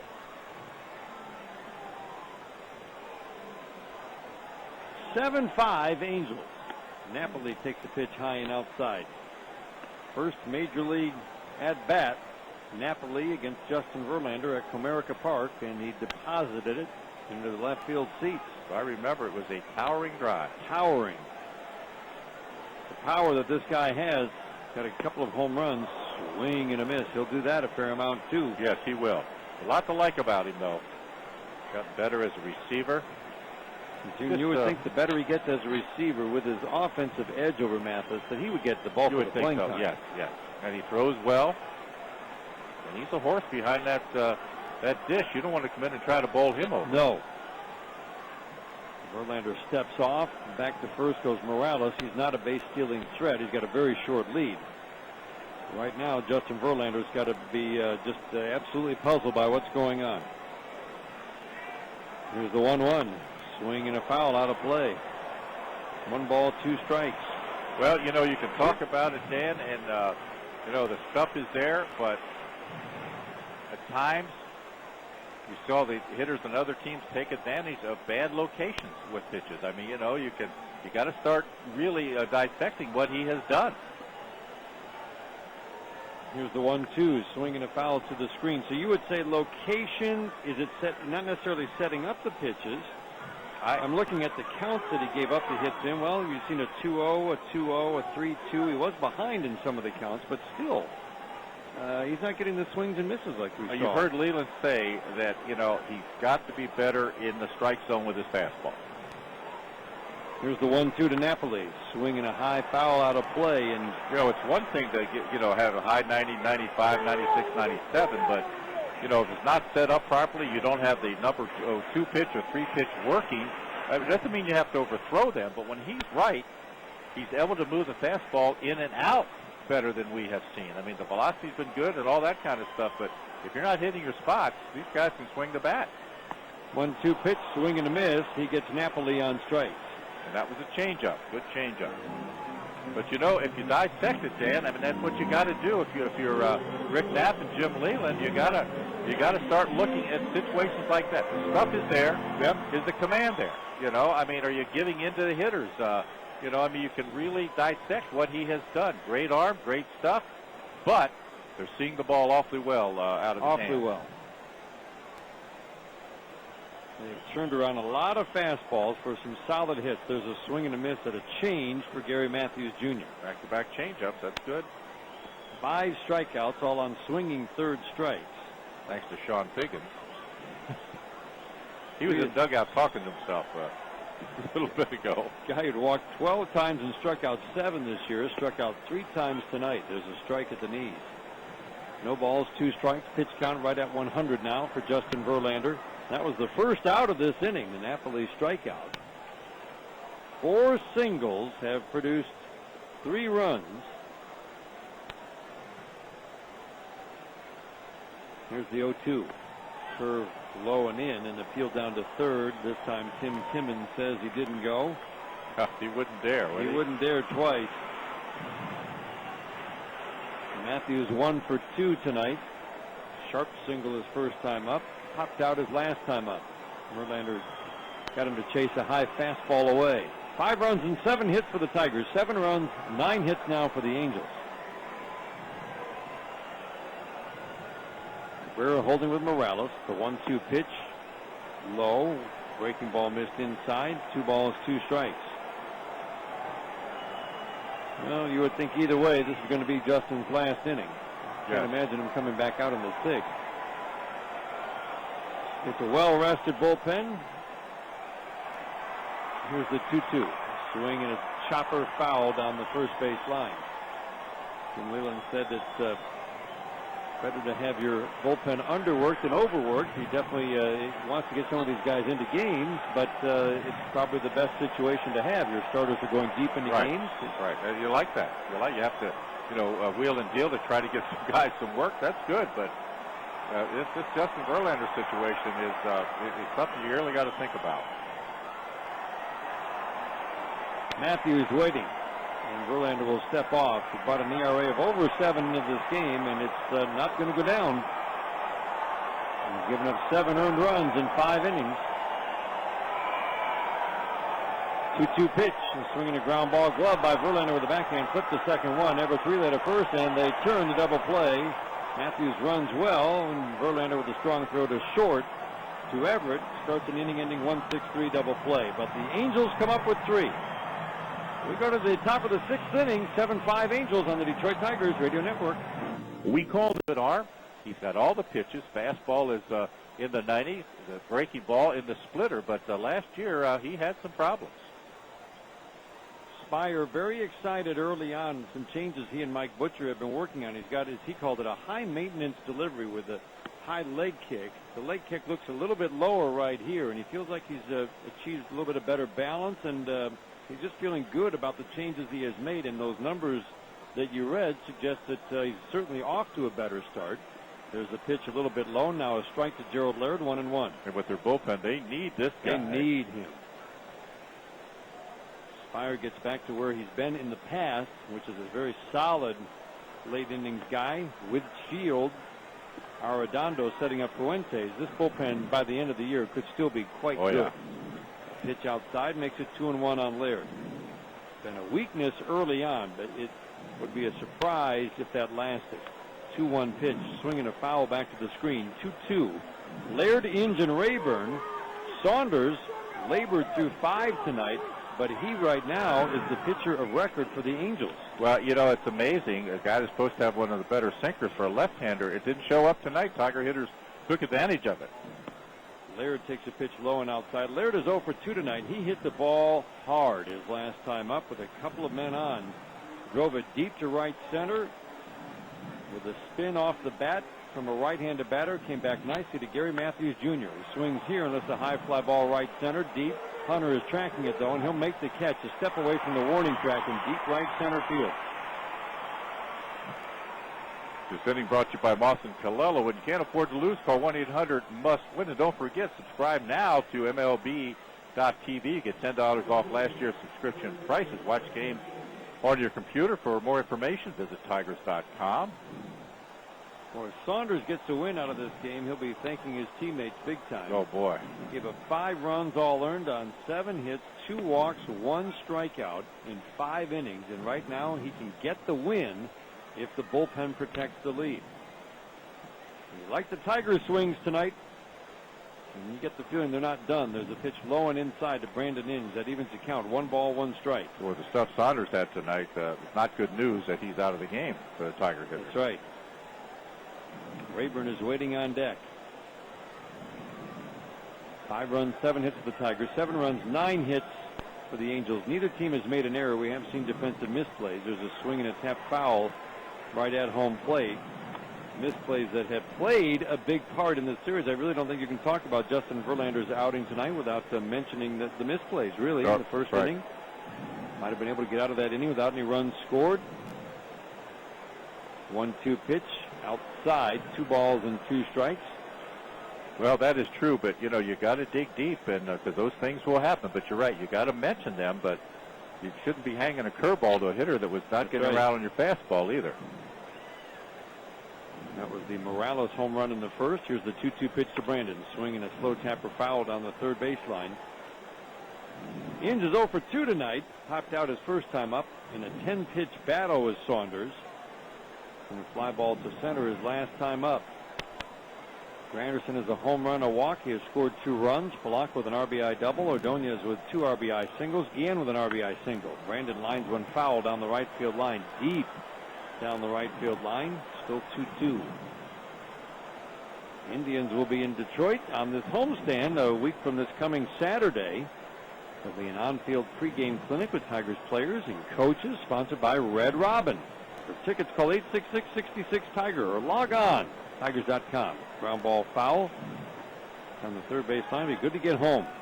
Hey, Yankees and Indians. That's quite a test coming home. It seems like we haven't been home. I mean, it's when you start on the road like that, and you play all day games in the homestand, as you take off for the left coast like we did. Ugh. There'll be another 3-city West Coast or 3-city trip. There's a hot shot base hit into center field. So another good long at bat. And Brandon Inge smokes one into center field. A 1-out single. The Tigers down 7-5 here in the 6th inning. So the Yankees for 3. They're starting to play better. They are, and then 13 games against Central Division teams. They're going to have a pinch hitter for Rayburn, Josh Anderson coming out. But talking about Brandon Inge, I'll tell you, he stayed in there very few times this year. It has reverted back to that long swing and dropping his hands and so forth. It's been short and compact and not trying to do too much. Good job. Josh Anderson will pinch hit for Rayburn. And some good swings from Josh Anderson. 6 for 17 in the Tigers uniform. Late spring training trade, came over from Atlanta. Lefty against righty. Rayburn finished the night 0 for 2. First pitch shows bunt, pulls the bat back. It's a called strike. Figgins was deep. Wanted to see if he could bring him in a little bit, and we'll see if he does indeed. And Figgins right now even with the base at third. 7-5, Angels with the lead. We're in the top of the 6th inning. Tigers trying to even this series at a game apiece. They'll be facing a rookie pitcher, Matt Palmer, tomorrow. Edwin Jackson gets the start for the Tigers. There's a pitch low and inside. And a field down to third on the check swing, and Tim Timmons evens up the ledger. So they said it's Matt Palmer tomorrow? Did I have the last name wrong? Matt. Is that who they said? Because earlier I thought it was Walton. Double check. Is the pitch a little bit low? No, it is Matt Palmer. Palmer, not Palmer. Had me worried there. 1 ball, 2 strikes on Anderson. Be happy, don't worry. He's a 30-year-old rookie. Here's a ground ball up the middle. That'll be fielded by Turris. Quick flip to Turris. I got the double right near second. A little underhand flip to Turris. I thought he first, but Anderson, a very tough guy to double up. Very much tough guy to double up, but I thought that was a play too, and also second baseman didn't get a lot on that throw. So again, it was Ibar to first, a simple force at second base. Put out goes. Leaves it up to Adam Everett. Palmer is a hard-throwing 30-year-old who's made 3 starts in the major leagues, and they were unsuccessful last year for the San Francisco Giants. Well, they, And talking he's had about a tough time down at AAA so far this year. talk about the Giants. Boy, they got some good arms going over there. Be real interested to see if they can make a run in the National League West. Dodgers look pretty strong right now. There's a strike, but you always look at teams with good rotations, and They have. if Randy Johnson pitches well like he did the other day, that's a good rotation. And their bullpen's got some strong arms to go with it. Everett at the plate. Another throw over to first. Anderson's got a very short lead over there. Base stealing threat every time he gets on. It would not be a surprise to see him go. Tigers are down 7-5. Top of the 6th inning in Anaheim. Another good crowd at Angel Stadium. We had 41,000 plus here yesterday. And they're all in red and white, by the way, mostly red. A couple of other National League scores. Milwaukee beat Philadelphia 3-1. Houston beat the Dodgers again 6-5. 2 in the bottom of the 8th won it. There goes the runner. Swing and a miss. Throw down to second. Did not get it. Not a lot on that throw, and the throw was a little bit high. Anderson in with a steal. And, of course, you have to wait a little bit when the batter swings, so that made a little bit difference also. But he did have a good jump, and that young man can motor. 3rd steal of the year for Josh Anderson. Fun to have a base stealer, isn't it? I mean, It the is guy it's a different feel, isn't it? Boy. Everybody kind of knows he's going to go, and he still goes. Yeah, that tells you it's a good jump. Got picked off last night, but Leland wants him to be aggressive. Here's the 0-2 pitch to Everett in the dirt. Napoli blocks it, moving to his right. 1 ball, 2 strikes. Everett got credit for a double. One of the defensive misplays we were talking about. It was just a pop fly to center. Miscommunication between Torrey Hunter and the shortstop Ibar. And Ibar actually dropped the ball. Here's the 1-2 pitch. Swinging a stop line drive into right. It's going to drop for a base hit. Anderson being waved around third. Matthews up with the ball. The throw is way off line. Anderson scores standing up. And the Tigers back to within run. A 2-out single off the bat of Everett. Well, listen, that young man Everett, he doesn't hit for an high average, but I heard Leland talking about him the other day. He can drive in some big runs for you, and that is a big run. That is a good piece of hitting with 2 strikes on him. The ball away, he read it and stayed with it. Good job.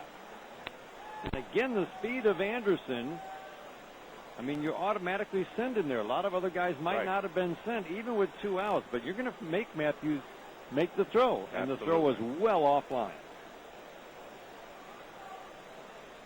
That throw was 15 feet to the right of home plate. It really didn't have a chance. Really didn't have a chance. So the strong throw might have been a play at the plate because he was just rounding third as Matthews came up with the ball. But again, Anderson he flies. There's a strike at the knees. He's got that baseball speed, doesn't he? He has baseball speed, and what would have happened? He'd have put the Jets on when he thought it might be close. He's got a little extra when he wants it. Strike 1 on Curtis Granderson. 1 for 2. Actually, a 1 for 1 with a sacrifice and a walk. And 1 hit was a home run. Line drive, base hit into right field. Grounding second and holding is Everett. And the Tigers with 2 outs. Some good swings. We've seen it most of the night. Second hit of the night for Curtis Granderson, and Jim, nice to see that bat perking up in this series. Well, you get a good look. A left-handed hitter gets good look from a pitcher like Spire with his arm angle. But you're looking at a guy tonight who struggled last year, and Dan, I'm not seeing a lot of movement on his pitches. Tiger hitters have taken advantage of it. Now Mike Butcher out again, the pitching coach. Have a little chat as Spire gets. Was that Shields? Shields down there throwing. Man. There just haven't been many reliable arms for Mike Scioscia to call upon, and if Scott Shields is going to have a tough year, that really makes things tough. The odds are he's going to bounce back, but Scott Shields off to a surprisingly tough start for the Angels. Well, the good swings by the Tiger hitters tonight have been awfully good, but when you look at Saunders' arsenal, not good. You look at Spire's arsenal, not real good. I mean, they're reading the pitches. When you see hitters have those type of swings, they're reading the pitches. Next game going back and forth. Tigers had a 2-0 lead going to the bottom of the first. The Angels had a 4-2 lead. Tigers tied it with 2 in the third. Took the lead with 1 in the fifth. The Angels scored 3. Tigers have come back with 1. Placido Polanco takes a strike. All the credit to Adam Everett, making his first start in 10 days. with a big 2-out single here in the 6th inning. Anderson helped create the run by stealing second. Fire drops down, crossfire, low and outside. 1 ball, 1 strike on Placido. Boy, the slider does not have much break to it. Placido doubled up the left center field gap. Most teams claim to right center, but Torrey Hunter, I noticed, is shaded to left center. There's a swing and a foul well out of play. 1-2 on Placido. Now he shades over toward right center. Something about this outfield, Jim, when Torrey Hunter shades to right center, that gap looks so big in left center. I don't quite know why. It's only 400 to straightaway center. But more so than most ballparks. Now Placido bounces one to third. Figgins arranging part of the glove side, has it, throw to second, and they just got Curtis Granderson at second on the force. Whoa, was that close. Tigers will pick up a run and inch a little bit closer to the Angels. Angels bat, bottom of the 6th, 7-6. Tigers in the lead. This is the home of Detroit Tigers baseball. New pitcher for the Tigers, 7-6. Angels lead. There's been a lot of scoring in this game, a lot of base runners in this game. Justin Verlander struggled through 5, to say the least. See if the Tigers bullpen, which has been outstanding over the last 10-11 games, can settle things down in a 7-6 game in the 6th. Juan Rincon takes over. He hasn't pitched since the 13th, so that's been a while. 6 1/3 for him. 4 runs, 7 hits, 4 walks, 8 strikeouts. Right-hander with the fastball and the slider, and that bullpen relievers ERA 2.97. So they have done a fine job. Pitching change brought to you by Chrysler Jeep Superstore. Juan Rivera will lead off. There's a pitch low. Last time out, 3 innings, and he'd had a couple of rough outings and 3 scoreless innings, and he struck out 5. And Tigers are hoping maybe that was an outing that might help him kind of turn the corner a little bit. There's a pitch low and outside. Remember, he started with a lot of fastballs, and Rick Knapp was told to go out and have him throw a breaking ball. And he did, because all the fastballs were up, and we've been talking about that. He doesn't have a lot of movement at this stage of his career with that fastball up in the zone. Now the 2-0, swinging a high chopper, and I mean high. Polanco backhands behind second, turn, throws, not in time. That ball was just hit too high in the air. Not only that, Rivera does not run very well, because I would think average speed, and you'd have beat that out easily. My goodness, nothing Placido could do. Pause for station identification on the Detroit Tigers Radio Network. WXYT AM FM HD Detroit, PBS radio station. 97.1.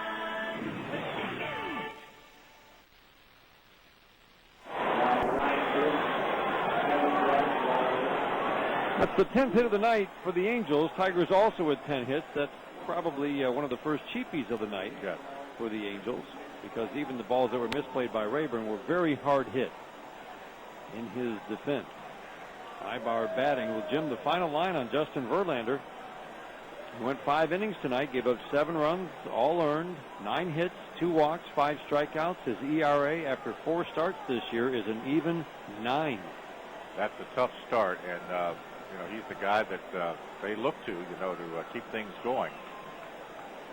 Ibar bunts, pops it foul over the screen. That's not easy to do on a bunt attempt. Well, Dan, we've talked about it with Verlander. Yes, velocity was there, but to me, they're reading his pitches. Now, last time out, he was spectacular. A strange inning, but, in the games this year and again tonight, to see the left-handers take that good fastball in the outer half of the plate the other way tells me that they're reading his pitches. So velocity is one thing, but command and setting up the hitter is something else. Little flip over to first to drive Rivera back is Turris. These are mostly switch hitters, but is Turris batting, all these batting lefty? Is Turris 2 for 3, 2 hard hit balls. Abreu 1 for 2 plus a walk, hard hit single. Yes. Morales, left-handed batter, 2 for 3 with a home run and a sharp single. Matthews 1 for 3 with a sharp single. Bunt to third. Brandon Inge gloves it. His only play is to first. He throws to Polanco covering first base. The putout goes 5-4. Ibar lays down a successful sacrifice. And the happiest man for the Angels is man coming up to see a new pitcher. Sean Figgins. He he went back through his day-by-days. I bet he hasn't struck out 3 times in a game very often. and the way he struck out, he was absolutely overmatched. Fastballs, breaking balls.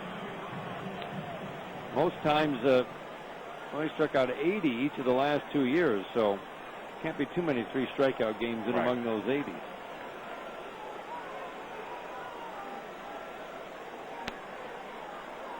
Another switch hitter, 1 of 5 in the lineup, and he takes a strike right at the knees on the inside corner. Sacrifice puts Rivera at second with a 1 out. Figgins batting for the 4th time in this game in the bottom of the 6th inning. Leadoff man in Mike Scioscia's lineup. Guy who can draw a walk. Not much extra base power in this bat, and the Tigers play him accordingly in the outfield. Shallow, and they play him to go the opposite way, batting left-handed. Strike 1 pitch in the dirt inside. He jumps out of the way and falls across home plate. 1 ball, 1 strike. Desmond Figgins.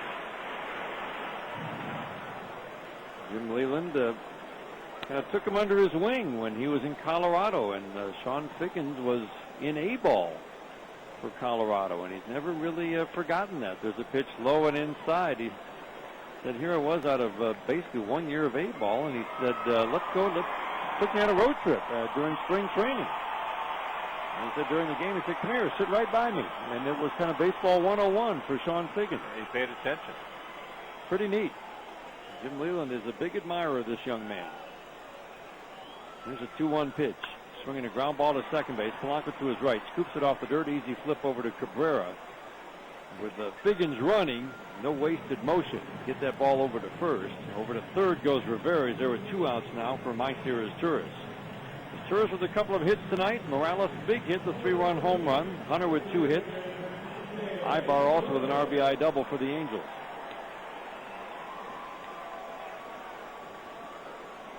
Two solid hits for Myceri's Turris, and he has scored 2 runs. First pitch from Rincon is low and inside. NG with the base at third. To guard against that bunt possibility, the rest of the infield is back.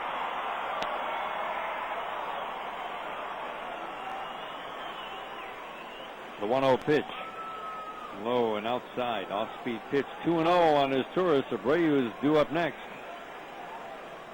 7-6 Angels in the bottom of the 6th inning. Rincon from the stretch. 2-0 pitch. Outside. Fastball tailed away. 3-0. Abreu waiting on deck. He's got a single, a walk, and he scored 2 runs. 3-0 pitch. At the knees on the outside corner. Good call. Close to the outside. Just nipped the outside corner. Close enough.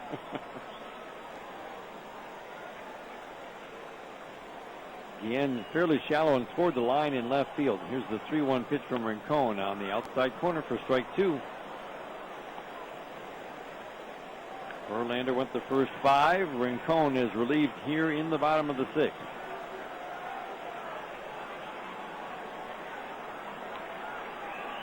3-2 pitch.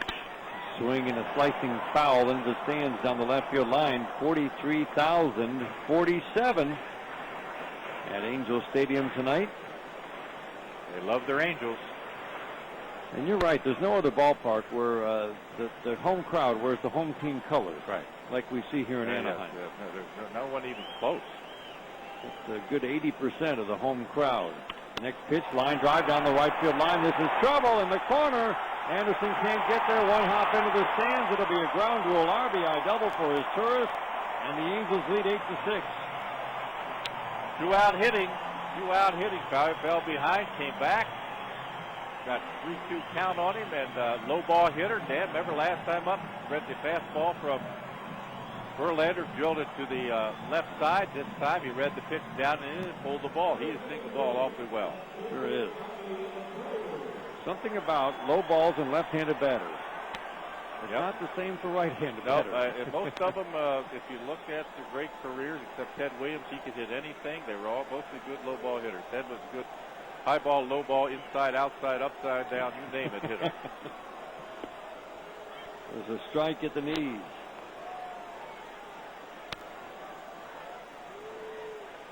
Bobby Abreu, 1 for 2 plus Milwaukee, has scored 2 runs. Tigers have really, except for one time, the Tigers have scored in 4 innings, but the Angels have come right back in the next half inning 3 times to score at least a run. Next pitch to Abreu is low. 1 ball, 1 strike, 8-6. Angels lead in the bottom of the 6th inning. This has been a wild back and forth game between the Tigers and the Angels. Tigers 2-2 so far on this road trip. Here's the 1-1. Low. First of 2 trips for the Tigers here to Anaheim. The Angels will come in 1 time to Detroit. Well, the next time the Tigers see them, they will be healthier. Next time they'll come here is in August. The Angels come to Detroit in June, and you're right, they might be at full strength by then. 2-1 pitch, ground ball on a high chop, foul. Lackey and Santana should be back by early June. That certainly is the expectation. And Guerrero is supposed to be out 6 weeks, so he might still be out. But if you get and Escobar might be coming back too. Well, that arm of Escobar's always had a terrific arm. Toronto and here, boy, lights out stuff. Torres takes his lead at second. Here's the 2-2 pitch. Bounced up to home plate and off the glove of Laird. Back to the screen. Over to third goes his Torres. A wild pitch. Puts the man at third now, and it's a full count on Bobby Abreu. Breaking ball in the dirt. Hard slider. Tough ball to block off the glove of Gerald Laird, the catcher. Boy, we've seen a lot of pitches in this game. My goodness. Verlander needed 104 pitches to get through 5. It's been a 21 pitch inning for Juan Rincon. 3-2 pitch. Oh, my goodness. Bounced up to home plate. That bounced 3 feet in front of home plate. Ball 4. Yeah, good block by Laird. Went down and smothered it, and that'll bring out Rick Knapp, pitching coach. Don't forget, this could be a message.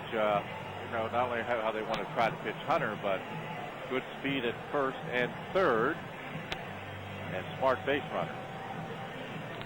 Abreu is 7 for 7 in stolen bases. 13 games into this season. This is game number 14. He fits right in with this ball club, and he was a late addition to this ball club. I'm not sure if he was looking for more money or more years, or I'm not sure if there was a lot of takers. I'm a little surprised the Yankees didn't try to do something to keep him, because he's a good player. Well, he turned down arbitration and ended up costing him quite a bit of money.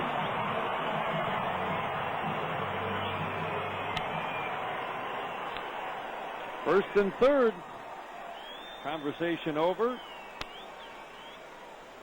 Torrey Hunter at the plate. 2 for 3.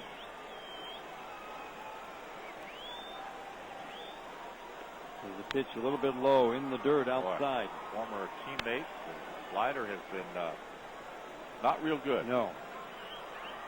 Doesn't even tempt the right-handed batter or left-handed batter in the case of Abreu. 2 of them bounced up to home plate, and that was in the dirt. The 1-0 pitch to Hunter. Fastball low and trouble time. 2-0 on Torrey Hunter. Big home run in the game last night. Even bigger base running late in the game. Somebody throwing in the Tiger pen that I see. 3 in the first, 1 in the second, 3 in the fifth, 1 here in the sixth for the Angels. They've got an 8-6 lead. Here's the 2-0 pitch. Oh, boy, low and outside. Not close. Even close. Nope, not even close. None of these pitches are close. 3-0. He looks to me, Dan, like he's aiming the ball, and there's just no bite on it at the plate at all. Now there's going to be some throwing in the Tiger pen. Don't want to let this game get out of hand, down by 2 and 1 pitch away from having the bases loaded. There goes the runner. The pitch is low. He walked him. Back-to-back walks, this time a 4-pitch walk to Torrey Hunter. And the bases are loaded with Angels for Kendry Morales, who already has a 3-run home run to his credit. In his prime, Rincon was so valuable as a setup man, and he did not give up the long ball very often. You had to beat him by stringing hits together, and that wasn't easy to do. But he had a good fastball in those days and a real sharp breaking ball to go with it. Big batter. First pitch strike right at the knees on the inside corner. Another lefty who likes the ball down. 6 runs, 10 hits for the Tigers. 8 runs, 11 hits for the Angels. They've got a chance to break this game open. Strike one pitch, a swing and a miss. Whoa, he took a rip at a belt-high fastball and couldn't find it. Well, you got him where you want him right now. Now you got to work him a little bit. 5 RBI night for Kendry Morales. 2-run single his last time up, waiting on the 0-2 pitch. Here it comes. Strike 3. Wow, how about that? After walking Hunter on 4 pitches, he strikes out Morales on 3. That is what a comeback. Oh, man. Rincon leaves the bases loaded, but the Angels add a run. After 6 innings of play, it's 8-6 Los Angeles on the Detroit Tigers radio network.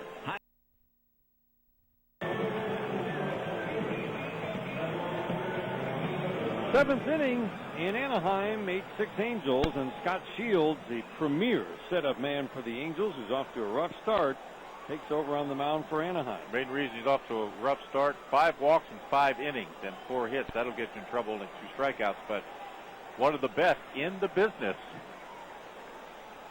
Maglio batting, swings and fouls it past the screen to our right. Strike 1. Heart of the order for the Tigers. Last year, 6-4, 4 save, 31 holds, an ERA of 2.70. In fact, he led the American League in holds each of the last 3 seasons. Moving fastball, sharp breaking pitch. There's a pitch outside. 1 ball, 1 strike. He shouldered a very heavy, unusually heavy in this day and age, workload in 2004 and 2005. Here's a ground ball, base hit into center field. Maglio's 3rd hit of the night. He's got a couple of RBIs. And Jim, since those 2 seasons when he worked almost 200 innings in relief in 2 seasons, the innings have gone from 91 to 88 to 77 to 63 the last few years. And the effectiveness has dropped just a little bit as well. Yeah, so that has a lot of wear and tear on the arm. And, you know, the stuff we saw last year looked good. I've always liked him because everything he throws has some sort of movement to it. But, you know, perhaps losing a little bit of that bite at the plate. Miguel Cabrera bats, and he takes a strike at the knees in the outside corner. Now, he's had a sub-3 ERA in 3 of the last 4 years, but you've got to believe that the workload dropping year after year is a reflection of those high innings logged a few years ago. Still a very, very effective right-handed reliever. There's a slider low. 1 ball, 1 strike. Command has gotten him into trouble at times in the past. Not very unusual to see him walk a batter an inning, as he has through 5 innings this year. 8-6, Tigers are down. There's a pitch low and outside, kind of a herky-jerky delivery. Steps toward third base, fires across his body. I think it's tough for hitters, Jimmy, especially righties, to pick that up. Yes, because and not only that, but the action on his pitches. Now, perhaps he's lost a little bit, I said, the bite, but everything he throws has some sort of movement. Cabrera waiting, 2-1 pitch. Outside, 3-1. Carlos Guillen is waiting on deck. Well, the 5 walks we talked about coming into action, and just, you know, that'll catch up to you in 5 innings. Spire gave up a run on 3 hits last inning. 8-6, the Angels in the lead. Cabrera tonight 1 for 2 plus a walk. Waiting on the 3-1 pitch. Napoli setting up outside. The pitch from Shields is on the outside corner. Hits the glove perfectly. 3-2.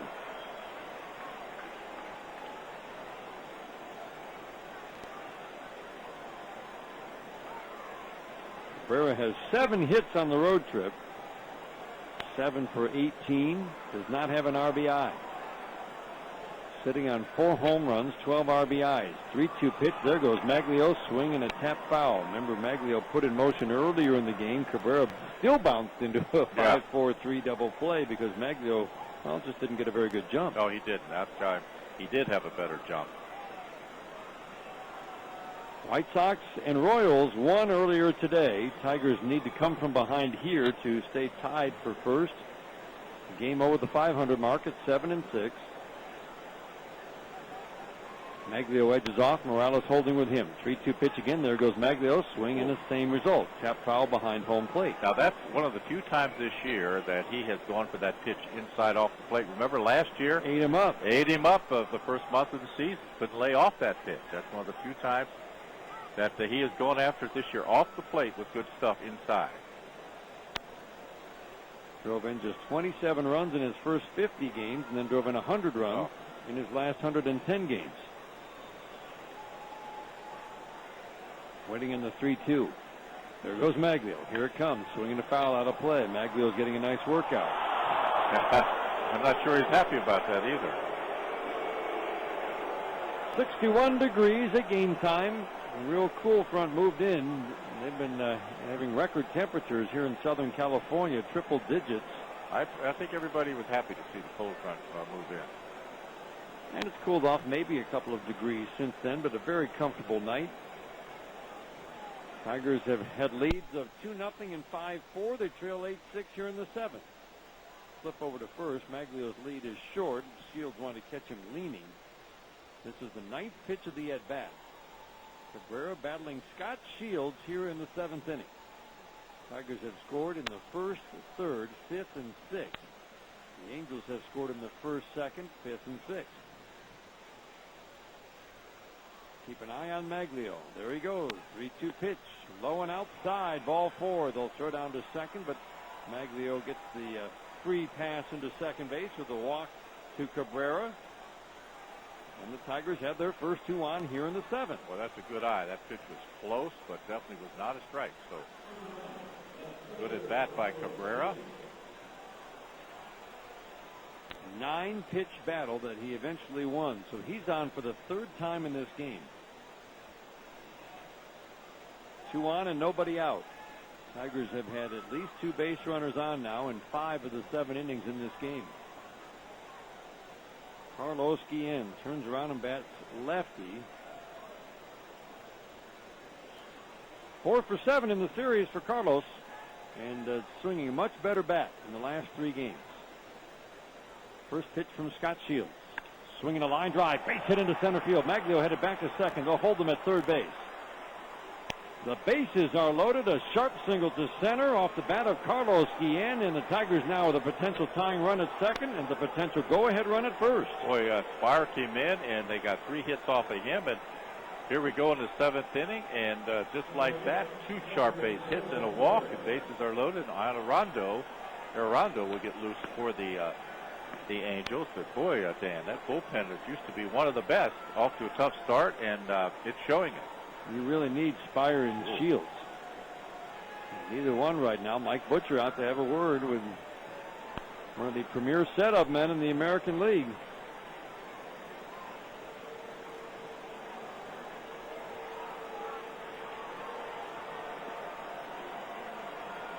Seventh inning brought to you by the Michigan Lottery.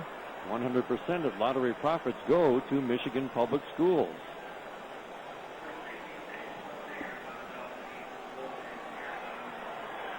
Rosando throwing in the bullpen, and we've got somebody who needs a little bit of attention jumping onto the field. And good speed. He's going to try to avoid the security guards who are coming out to get him, and we're going to have a delay because of somebody who's in need of some attention.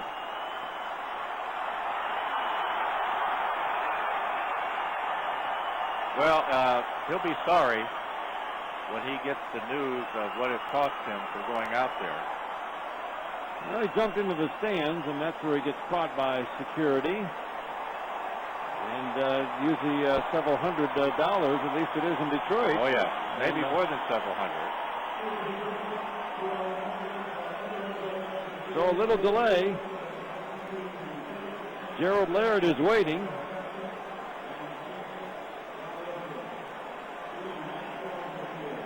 I think is there anything left behind on the field? Everybody's kind of looking out toward right field where the young man had been running. I think they're just waiting for security to get back to their respective positions. They've gone to the stands to help bring the young man under control. Yeah, I think they got his jacket. He did have pretty good moves out there. He had wheels, ran from right field to center field, back to right field into the stands. Those wheels will take him right to the Hooskow. Laird ready. Bases loaded, nobody out. First pitch, fastball, strike at the belt on the inside corner. Laird lifetime 3 for 11 off of Shields. 1 career grand slam. Hunter shaded to right center. Laird has had a couple of good swings tonight. This pitch bounced up to home plate. Whoa, what a block by Napoli. That pitch bounced 4 feet in front of home. And that is a very tough. Now, curveballs, you always anticipate in the dirt, but his has so much bite to it. Wow. And when it hits the dirt, it'll come back a little bit and hit high in the chest protector. He knows the action on his pitch is a heck of a block. All Napoli could do was hope that it hit him somewhere in the neck shoulder area. Right. That's what it did. Well, he did a good job because that ball had that rotation and skipped back a little bit. Saved a run. 1 ball, 1 strike. The pitch from Shields, high and tight, and he's got a good hitter's count, 2-1. No bigger change between any 2 counts than the difference between a 1-2 count and a 2-1 count. And it's 2-1 in favor of Gerald Laird. Bases loaded, nobody out. The Tigers are down 2. Here's the 2-1 pitch. High and tight, and it's 3-1. This crowd getting restless. They're not used to seeing Scott Shields struggle as he has in the first part of 2009. Ordonez, the runner at third. Cabrera at second. Guillen is the runner at first. Laird trying to bring them all home. 3-1 pitch. High and tight again with a fastball. He walked him. Not even close. A run scores. The crowd boos, and the Tigers are within a run, and the bases are still loaded with nobody out. That will be the end of the night for Scott Shields. This is the first, Jim, in my memory. Shields has come on, not recorded an out, and the end of the night for him. Yep, again, we talked about led the American League in holds the last 3 years. Great stuff, but you can see aiming the ball. The juice wasn't there, what we're used to seeing from him. This has been a wild game here at Angels Stadium. Our Arredondo is coming on. We'll keep it right here so that we can update the scoreboard in the American and National Leagues. The Rays are beating up on the Mariners 8-3 in the only other game in progress in the American League. That game's in the bottom of the 6th inning in Seattle. Neiman got the start in that game for Tampa. Other games in the American League, Red Sox took 2 from the Twins, 10-1 and 7-3. Yankees beat the Athletics in 14, 9-7. And the Yankees are now 9-6. Yeah, just like that. Just there. like Everybody that. was in the Bronx was hooping and hollering. What's going wrong with the Yankees? And now they're 9-6. White Sox beat the Orioles 8-2. Royals shut out the Indians 2-0. They've had the best pitching in the American League all season long, talking about the Royals. Blue Jays are 10-5, 11-5 with an 8-7 win over the Rangers. Lots of shutouts in the National League today. Pirates beat the Marlins 7-4. Here come the shutouts. Arizona over the Rockies 2-0. Giants beat the Padres 1-0. Braves beat the Nationals 1-0. And the Reds beat the Cubs 3-0. Brewers gave up a run but beat the Phillies 3-1. Astros over the Dodgers 6-5, and the Cardinals beat the Mets 5-2. Jose Arredondo takes over on the mound for the Angels. One sharp inning last night for this hard-throwing right-hander overall this year. 6 innings, 5 hits, 4 runs, 2 walks, and 7 strikeouts. Has a very good arm. But off to a tough start also, even though he did one good inning work last night against the Tigers. He was tremendous out of the bullpen last year. Probably a future closer for the Angels if he keeps it up. Low hit totals, high strikeout totals. Facing Brandon Inge. Bases loaded, nobody out. First pitch, fastball. Ooh, outside. That was close. Good eye, Ball Brandon. 1. Good eye. 1 for 3 for Brandon. He brought a .289 batting average into this game. He's tied for the team lead in RBIs with 12. He can take the lead with a hit right here. There's a pitch in the dirt, 2-0. This Angels crowd is, you can just hear the restlessness. Well, they're stunned. They're stunned. They're used to seeing guys come out of that pen. You know, they're for years have been able to shorten the game out here. Cabrera at third, Guillen at second, Laird at first. The 2-0 swing and a tap foul. Right at home plate. It's now 2-1. Fire allowed 3 base runners last inning. Shields came on this inning, faced 4 batters, and all 4 reached. 2 singles and 2 walks. 8-7 our score. Base hit, and the Tigers could have the lead for the 3rd time tonight. The 2-1 pitch on the outside corner. You can't do much with that pitch. No, that was a Called good strike. Mid-90s heater on the outside part of the plate. Well, this is where Brandon has shown great improvement in 2-strike counts. He's been able to foul off tough 2-strike pitches, come up with 2-strike hits. The pitch in the dirt, blocked by Napoli. Boy, has he been busy behind the plate. We've seen a lot of pitches thrown in this game and a lot of pitches in the dirt. Well, we talked about him, how he has improved behind the plate, and we're seeing it tonight. Boy, that's smooth. Very smooth as we watch the replay. And when you can block it, keep the glove between your legs and keep it right around the plate. 3-2 pitch. Swinging a ground ball on a high chop over the mound. Fielded by Ibar. Quick flip. Oh, he threw it by his Turris at second base. 1 run is in. Guillen will score, and the Tigers take the lead 9-8. Eric Ibar, a little too casual on the flip to his Turris. He flipped it right by him. And the Tigers take the lead on the misplay. Boy, we've seen some mistakes in this game. The ball not hit hard, right up the middle. The shortstop got it, and he threw it right into the runner. Everybody's safe, and they're calling that a base hit. I'm floored. How is that a base hit? But Brandon's happy. How can that possibly be a base hit? They had the force at second. Force at second easily. I mean, at a minimum, you give him an RBI, but error on the shortstop. E6, you get an RBI. Instead, it's a single and RBI, and then E6 brings the second run home. Bizarre scoring here tonight. It really is. But the Tigers have the lead. Josh Anderson swings and misses at an off-speed pitch. I've never seen that scored a single. It's not like there was a question about whether they would have gotten him at second. Right. Strange circumstances here tonight.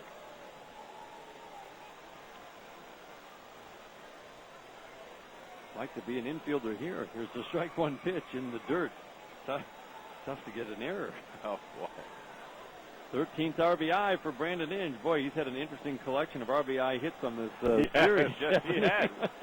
He's had a Texas League blooper to right in Seattle, a little swinging bunt base hit down the third baseline in Seattle, and now a little ground ball over the mound for an RBI single. 1-1. Anderson is bunting out in front of home. Napoli will field it, throw him out at first. But Josh Anderson drops down a perfect sacrifice to put runners at second and third for Adam Everett, with the Tigers now leading 9-8 here in the 7th. Boy, that's a good job. Good sacrifice bunt. That young man has brought some nice things to this organization, talking about Anderson. Really has. The elements of speed. He came in as a pinch hitter for Ryan Rayburn last inning, forced Inge at second, and created a run by stealing second, and then Everett brought him home with a 2-out single. That was a big run. Angels draw the infield in tight. Wild, crazy game in Anaheim tonight. Not the best played game, but the Tigers have the lead right now. There's a strike on the outside corner. Two teams that have been playing good defensively, and the bullpens, the starting of the pitching has been pretty good, except for the Angels out of the pen this year. Laird at third, Inge at second, infield in tight. Everett batting. He swings and fouls it back behind home plate. He's behind 0 balls, 2 strikes. He was behind 0-2 in his last at bat. Then on a 1-2 pitch, he singled into right to bring Josh Anderson home. That made it a 7-6 game. Angels made it 8-6 in the bottom of the 6th inning. The Tigers have come right back with 3. 9-8 Tigers in the top of the 7th inning. Everett waiting. Arredondo delivers the 0-2. Whoa, high, and it pops out of the glove of Napoli, but no chance for Laird to advance. 1 ball, 2 strikes. 2 hits for Everett tonight. He hit a pop fly into shallow center that was misplayed by Ibar. Ball that really we both felt Torrey Hunter should have called him off, and it would have been an easy catch. Hunter is shallow and toward right center on Everett. Matthews straight up and right. And Abreu straight up and left. Here's the 1-2. Swinging a foul to the screen. Well, good at bat there just to foul that one off. It was a good fastball up and in, so got a chance to stay alive. Took a pitch from Spires into right field for a base hit. If he does the same thing here, he could bring home 2 more runs. 1-run lead doesn't look very safe in this ballpark tonight. 1-2 pitch, swinging a high pop-up. Shallow left field. Abreu was deep. Ibar's going out, and he dropped the ball over his glove. Laird in to score. 10-8 Tigers. For the second time tonight, we see a pop fly off the bat of Everett fall in the outfield. Ibar went out, tried to make an over the shoulder, really looking back over his head, basket catch. But Jim, Abreu's got to make that play. Well, the surprising thing, Abreu again is very deep on Everett and really never came close to it. The shortstop was in. Ibar was in on the grass, in the infield grass. He had a long way to go. In my opinion, the left fielder's got to make that play. And Everett gets another hit. There's a pitch high and outside. This has been some crazy game, boy, by both teams. Put the ball in play, and the official score here will give you a hit. Right.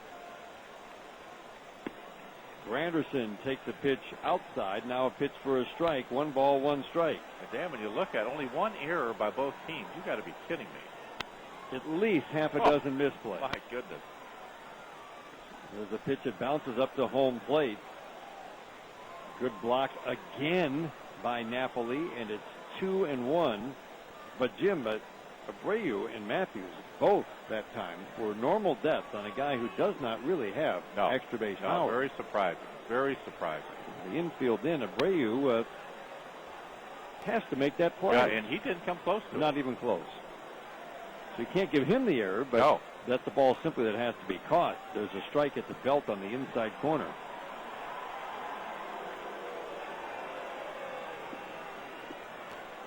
Two balls, 2 strikes, 14-hit attack for the Tigers tonight. Granderson waiting. The 2-2 from Arredondo, swinging a soft line drive over the glove of Morales in the right field. The base hit. They will hold Inge at third. Matthews came in and got to that ball quickly. Curtis Granderson just in on the fist, muscled it into right field.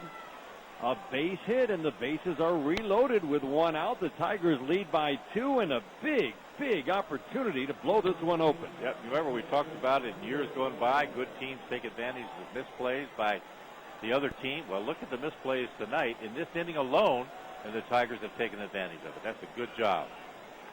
Good job. Mike Butcher out to the mound. Mike Scioscia, I'm sure, can't quite believe what he's seen. He's called on 2 of his most reliable late inning setup men here in the 7th inning in Shields and Arredondo.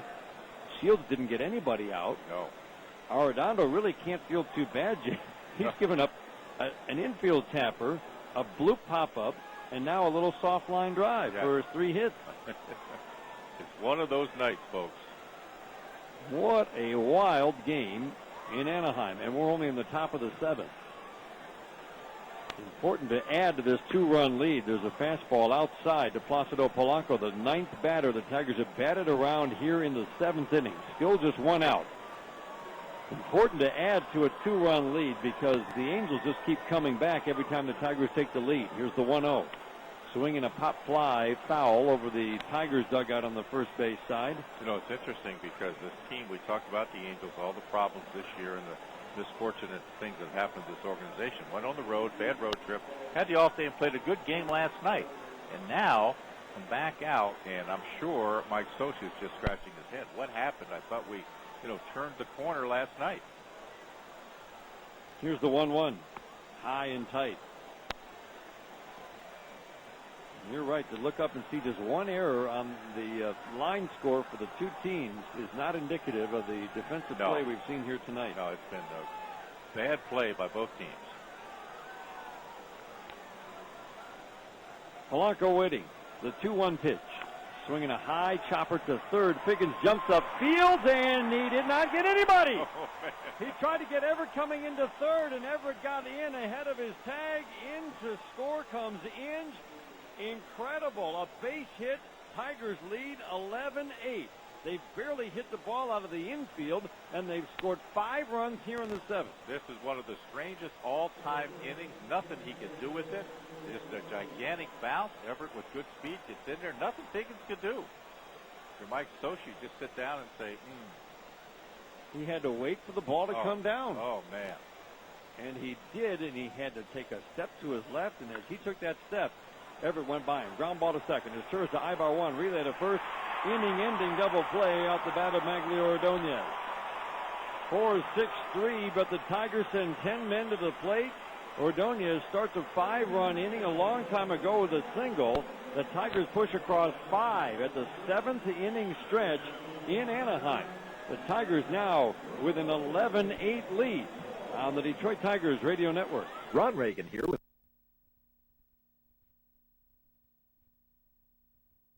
Last time that he pitched was in Seattle, 2/3 of inning, couple hits, 1 run, and a strikeout. But boy, that inning is one for the record books. One for the record books. That half inning. A bases loaded walk started the scoring. A Brandon Inge high chop infield bouncer produced another run. An error, another run. There's a pitch a little bit low.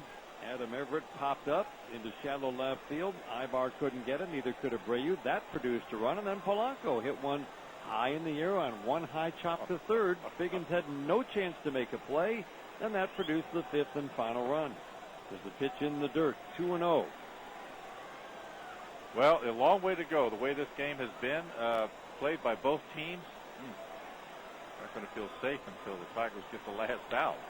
Napoli, Matthews, and Rivera, the scheduled batters against Ryan Perry. Some control issues early on, and there's a pitch high and outside. And he immediately goes to 3-0 on Napoli. There's action in the pen. Either Nate Robertson, I think it's Nate Robertson. That's Bobby. Bobby C. As you saw when he dropped down. There's a fastball strike at the knees on the outside corner. Jim, we've seen Ryan Perry. The times when he has struggled have been in lopsided games when he's come in. Now, right or wrong, do you think that he tries maybe a little more on a little tighter games and a little more late inning pressure? Here's the 3-1 fastball high. He walked it. I think it's too early to tell. I just think maybe trying to do too much just period. He's in the big leagues now and fast rise and all these tall buildings and big league field money, and all of a sudden it's not spring training. It's big league hitters with the atmosphere. I just think it's too early to tell. This is a real test for him. A 3-run lead on the road in a very loud visiting ballpark. The crowd here at Angels Stadium makes a lot of noise, and they are into this game. It's the bottom part of the order, but that really doesn't matter, it doesn't seem, in these 2 games.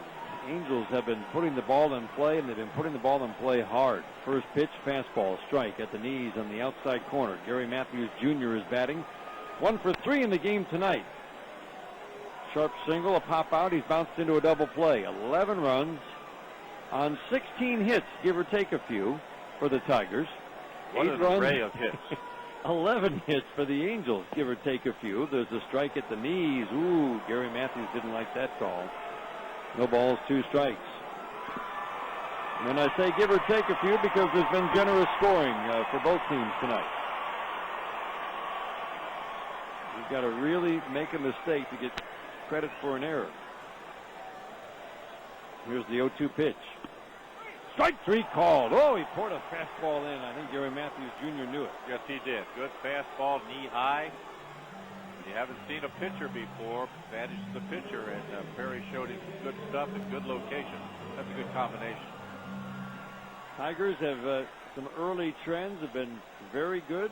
They've given up coming into this series the fewest hits in the American League, and less than 3 walks a game and almost 8 strikeouts a game. Huge improvements from a year ago. Today, well, we've seen a few more walks. Tigers have issued 5 in all. There's a fastball outside, and Laird's going to go out to have a word with young 22-year-old Ryan Perry. 11 8-hour score in the bottom of the 7th inning. Quick conversation, and Laird back behind home plate. Listen, look at the scoreboard. That's us with 11. You've got good stuff. Pick up my target. Don't try to overthrow. Pick up my target. been around for a long time, those type of pointers. Here's the 1-0.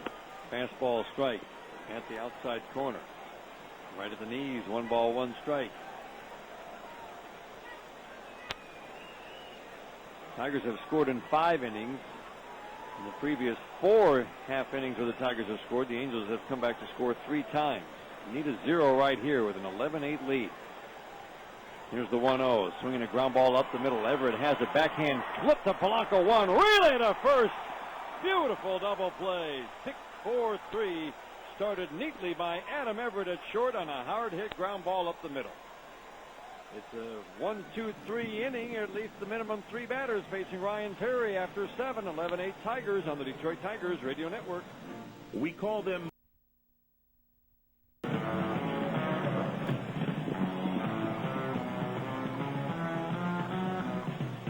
It's the 8th inning in Anaheim. Dan Dickerson and Jim Price, glad to have you along into the early morning hours back home. Right now it's an 11-8 Tigers lead. And a new pitcher again for the Angels. Jason Bolger takes over to face Miguel Cabrera. Off to a tough start last year. Up and down from AAA. 4 different stints with the Angels. He struggled in the show, but did a good job at AAA. Cabrera takes a pitch high and outside and appeal down to first. Rob Drake says he went too far. Strike 1. So far, 3 innings, 5 hits, 6 earned runs, 3 walks, 3 strikeouts. 2 double plays pulled off by the Tigers, so that means 2 donations to Jack's Place for Autism, donated by Zuber Buick Pontiac GMC. Let me say that again. Another donation to Jack's Place for Autism. There's the pitch outside. But good job that time in that inning in the double play by the infield, and good job by Perry to induce that double play. Bolger is a former first-round pick of the Diamondbacks 8 years ago. There's a slider off the plate outside, and it's now 2-1. That was neatly turned by Everett, wasn't it? Made it look he's easy. Smooth. He's smooth. He's had quite a night. He has had quite a night. Cabrera's reached 3 times, a single and 2 walks, 2-1 pitch. He swings with us a high fly ball, left center, fairly deep, but Hunter's got it in range, and he'll make the catch running to the left center field gap, deep in left center. Cabrera is out. Looks like a routine fly, and then it ends up almost on the warning track in left center. The bat speed that he gets when he doesn't hit the ball solidly is something. This inning brought to you by Miss Dig. Miss Dig system. Know what's below. Call 811 before you dig, Dan. It's the law. The law. Don't mess with the law, baby. Well, there are probably several pitchers, Jim, I think you can say safely in this bullpen, would probably be at AAA as insurance, if not for the numerous injuries the Angels have had. And Jason Bolger probably would be insurance right now at AAA. Absolutely. He has not had really any sustained success at the major league level. 37 innings in parts of 5 seasons now as Guillen takes a pitch inside and a 7.30 career ERA. But at AAA, he really showed good things. 0.63 ERA. 1-0 pitches outside, 2-0. And not easy to pitch at Salt Lake. There's some light air there. 3 earned runs in 43 innings last year. Looks like a typo.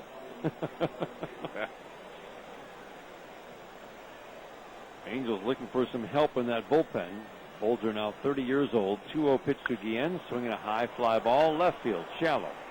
Abreu comes in to his left a few steps. He has to make a few more adjustments to his left to make the catch. Guillen is out. 2 for 5 on the night for Carlos Guillen. 2 outs here in the 8th inning, and that leaves it up to Gerald Laird. Granderson with 3 hits tonight, plus a home run. Polanco with 2 RBI hits tonight, 2 for 5 with 2 RBIs. Ordonez with 3 hits and 2 RBIs. Guillen has an RBI, so does Laird and Inge. And at the bottom of the order, Adam Everett has 3 hits, 2 RBIs, and he scored a run. Now Laird batting. Bolger delivers, swinging a foul to the screen. Another night game tomorrow night. Rarely play an afternoon game here in Anaheim. Can't remember the last time I played a weekday afternoon game. No, I can't remember. I remember Sunday afternoon day games. Edwin Jackson against Matt Palmer is our matchup tomorrow afternoon. Matt Palmer just will be called up from AAA. Laird swings and hits a high foul out of play, well back. Well, first base side. You know, some teams, and the Tigers aren't like this, but some teams get even with you. You're going to make us play a night game on getaway night when we have a long trip, okay? Okay. Well, Yeah. that We can game, play that game too. Time that was a noon game when you come at our place on your getaway day, it's now at 7 o'clock start. Tigers will get into Kansas City around 5 o'clock in the morning on Friday. Watching the sun come up. Here's the 0-2 to Laird.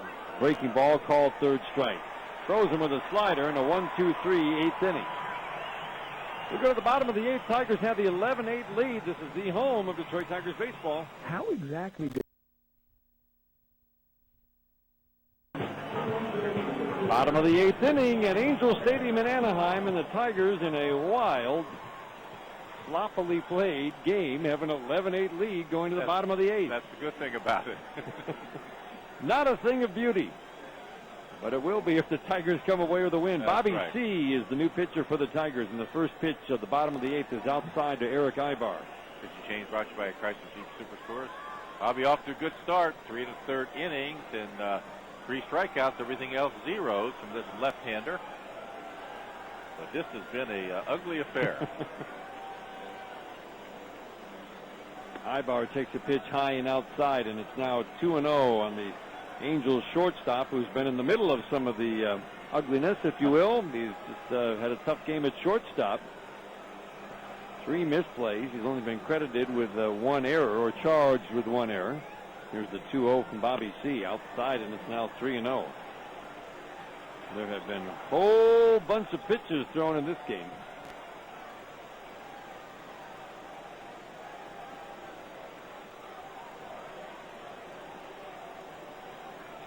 Now the 3-0 pitch right through the heart of the plate for a called strike. Bobby's looked sharp, though, hasn't he, Jim? He has looked sharp. The fastball is good. The breaking ball is sharp also. 2 very good pitches, and he'll change the angle on the curveball and give the hitters a little bit different look with it. Inge even the base at third. Rest of the infield back. Outfield just about straight up. Ibar takes strike 2 on the outside corner. There's a team that, for the most part, is full of aggressive young hitters, or aggressive hitters, I should say, outside of a couple, but they've sure seen a lot of pitches in this game. Oh, man. Bobby C. from the stretch, 3-2 pitch. Ibar swings, and it's a high, lazy fly ball to right. Josh Anderson comes into his left to make the catch. 1 up and 1 down. The Tigers are looking for their second 1-2-3 inning of the night. Perry faced the minimum 3 batters after walking the leadoff man last inning. And, Jim, I thought that was a nice bounce back for Ryan Perry. After walking the leadoff man, struck out Matthews on 3 pitches and got Rivera to bounce into the inning double play. Terrific job, and let your infield do the job for you. You know, trust your stuff, trust your players behind you. Brings up Sean Figgins, 1 for 8 in the 2 games, 0 for 4 tonight. First pitch strike on the outside corner. Let's pause for station identification on the Detroit Tigers radio network. WXYT AM FM HD Detroit, BS radio station. 97.1. Strike 1 pitch, high and outside. 1 ball, 1 strike, 11-8, bottom of the 8th. Dan, I think this is one of the worst played games I can ever remember here. Usually they're not badly played games. Not here. There might be some hitting and so forth, but the mistakes in this game, it's been incredible. 2 good defensive teams. Line drive down the right field line. Anderson comes over. That drops in fair. He fields it on 1 hop, and a good play to hold Figgins to a line drive single. He got over there quickly to make sure Figgins couldn't get to second base. I'm sure Figgins is thrilled to death. After those first 3 at-bats when Verlander overpowered him. Then the ground out. Now that little fly ball for a base hit.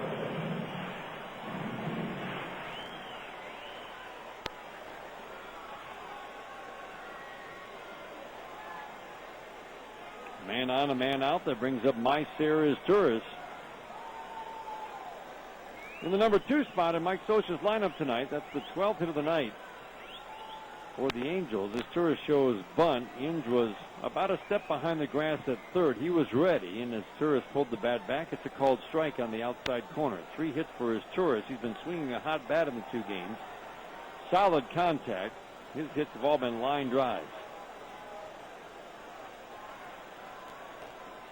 Switch hitter batting righty. Sees pitch, swing, and a miss. No balls and 2 strikes.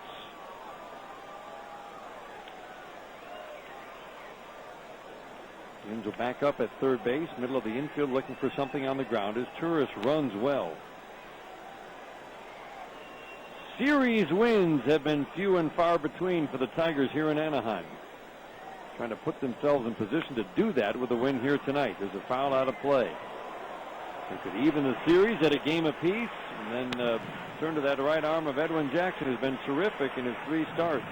Yes, and you know, bringing up a young man from the minor leagues, the way the Tigers are swinging the bat, you feel good about going in tomorrow if they can get this victory tonight. 3 for 4 for his Turris. Short lead at first for Sean Figgins. The 0-2 pitch, curve goes around the plate. 1 ball and 2 strikes. Bobby Abreu's been on 3 times with a couple of walks and a single. He's waiting on deck. Hunter's reached 3 times with 2 hits and a walk.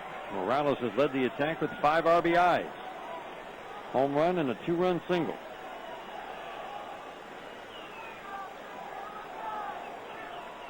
C sets. 1-2 pitch, swing and a pop-up on the infield.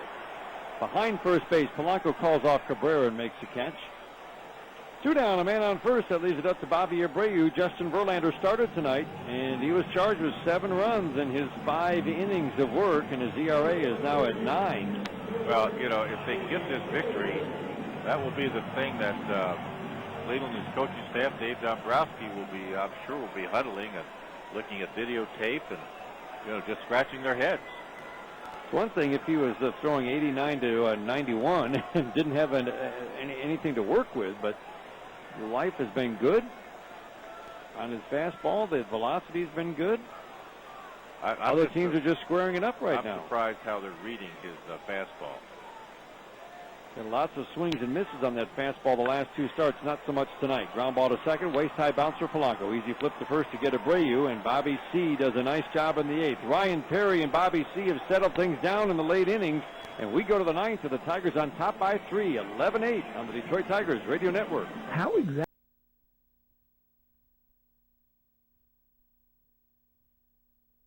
Ninth inning in Anaheim. Dan Dickerson and Jim Price on a Wednesday night. Second game of a 3-game series, and the Tigers have the 11-8 lead. And once again, the Angels go to their bullpen, which has gotten a heavy workload tonight. Rich Thompson takes over on the mound. Only inning and 2/3, a couple hits, 1 walk, couple strikeouts. Missed all of last year, or most of last year at AAA with nerve inflammation in his right shoulder. Brandon Inge takes a pitch low. Only pitched 2 innings last year, and 1 was a scoreless inning against the Tigers last April. How about that? Another guy who might still be at AAA without the injury. There's a pitch low, native of Australia. Short arm thrower, right arm thrower. 2-0 on Brandon. Bottom third of the order to face him here in the 9th inning with the Tigers leading 11-8. Pitch low, and it's now 3-0. Boy, guy's had a long night of snapping behind the plate. Blocking balls. He's done a great job. He really has been good. Boy. From the stretch, Thompson, the right-hander, delivers 3-0 fastball at the knees for a called strike. You don't see any drop-off, do you? I mean, it's just he's been solid the whole game. Yeah, playing that pitch very nicely. Setting up outside. 3-1 pitch. Swing and a high foul fly down the right field line. Will there be room? As Matthews comes over, it's in the stands by about 2 rows. 3-2. 15 feet from where he overran that fly ball last night. It made the game exciting. Game should have been over, and the Tigers actually ended up with a chance to tie it or take the lead in the 9th inning. Saunders started, then Spires, Shields, Arredondo, Bulger, and Thompson. Maybe the last time we ever see Shields come into a game, face 4 batters, not retire anybody, and come out. That was incredible. Inge waiting, 3-2 pitch from Thompson. Swinging a fly ball center, hit hard. Wow. Hunter is going back, looking up, and that ball is gone. A home run. Brandon Inge with number 5 to straightaway center. And the Tigers now lead 12-8 here in the 9th. He smoked it. Straightaway center field, setting on the fastball, and I'll tell you, that swing has been a sight to behold, folks. A different hitter. Great work. Great work by Brandon and Lloyd McClendon, the hitting coach for the Tigers, how he stays on the ball. He's a very strong young man, number 1. Compact swing. Ball went a long way. Big home run, 102 delicious years. Your team leader in home runs and RBIs, Josh Anderson, swings and misses. Brandon has 5 home runs and 14 RBIs in 14 games. Might be batting cleanup. Now I got time. Josh Anderson swings and fouls it to the screen. No balls and 2 strikes. Anderson came into the game as a pinch hitter for Ryan Rayburn in the 6th inning. Rayburn just called up from the minor leagues. Bounced into a force, but then stole a base, scored on an Everett single, sacrificed beautifully his last time up. Here's the 0-2, swinging a pop foul out of play. 12-8 Tigers in the 9th. A 17-hit attack for the Tigers. Remember, they scored 15 runs earlier this year against the Texas Rangers, but that was on 14 hits. This is their biggest hit output of the year. There's a pitch outside. See Fernando getting loose, and they've been talking about him before the game, and it's good. It's a problem when you don't need some of your pitchers, and Fernando has not been used a lot, but looks like he'll get some work in. Now a line drive, base hit past the outstretched glove of Eric Ibar. Josh Anderson makes it an 18-hit attack. Tell you, that young man looks awfully good with that Doesn't he? short stroke. In Toronto, I think maybe because it was, his first playing regular action with the Tigers, didn't look real good at the bat. But I'll tell you, since then, I like that stroke. 7 for 19 in the Tigers uniform for Josh Anderson. Handles the bat well. Can steal a base. We've seen that. Oh, yeah. Can lay down a bunt. Everett takes a long look down at third base coach Gene Lamont. Long series of signs before he steps in. 12-8 Tigers in the 9th. First pitch, fastball, high. Everett with 3 hits tonight, and they all look like line drives in the box score, don't they? Absolutely. Remember this night. And the longer it goes, all 3 of them were bullets. A pop fly into center was misplayed for a double. A pop fly into left was misplayed for a single. A sharp single into right brought home a run. So 2 RBIs, 3 hits. The middle hit really was a beauty with 2 strikes. That was a big-time hit. Tigers down by 2 at the time with 2 outs in the 6th inning. He tightened the game up at a time when the Tigers kind of really needed a lift. The Angels had just scored 3 in the previous half inning. Throw to first, and that was close. That means the lead is just about right for Josh Anderson. He loves running. I like talking to him about stealing a base. He says usually gets a feel right away over at first what kind of move the pitcher has, whether he can run on that pitcher. Another throw over to first. Of course, you get the times of pitchers to home plate, and you know that going in. But he likes to just get a feel over there at first base of whether he can go or not. Well, he's got a good coach by the name of Andy Van Slyke, who was a very good base runner, and Andy giving him some nice pointers. Fakes going. The pitch is a strike at the belt on the inside corner. Mark Wegner goes up with the right hand.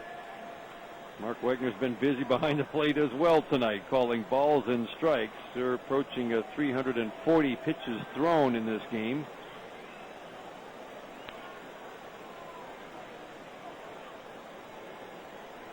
Sure, some might say, is that all? Oh man! It's a throw over to first. But this will be a game that Mike Scioscia, some managers handle differently. They just say, hey, it's a bad game. It's over with. Yep. We'll come back out tomorrow, and it's another day. That's the good thing about baseball. Play good one night, and get a chance to bounce back.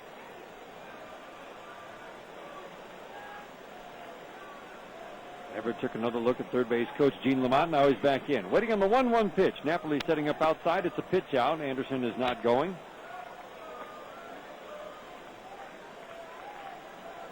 2-1. The count on Everett. Well, this place is cleared out pretty good. 43,000 plus decided they all didn't need to stay around for the last 3 outs in the bottom of the ninth. 2-1. The count on Everett. 4-run lead for the Tigers. Thompson got a pretty quick move over to first, throws over again, but Anderson's lead has been tightened up a little bit, and now even the home crowd's getting on the pitcher throwing to first. They said it's been a long night. We're sticking around, but it's been a long night. It's a work night. You know, they got to get up and work tomorrow. Usually you hear the home crowd get on the visiting pitcher for throwing over. Everett bunts to the right of the mound. Thompson picked it up, lobs to the second baseman as Turris covering first. A successful sacrifice gets Anderson down to second. The putout goes 1-4. Anderson's in scoring position now for Curtis Granderson, who's got 3 hits plus a walk. He's been on 4 times. Hit his 3rd home run in 2 days. And a sacrifice. So officially in the box score, 3 for 3 for Curtis. Get that home run off the left-hander Saunders, which is very good at bat. Very good. 5 home runs. He shares the team lead with Brandon Inge. Curtis takes a breaking ball low and inside.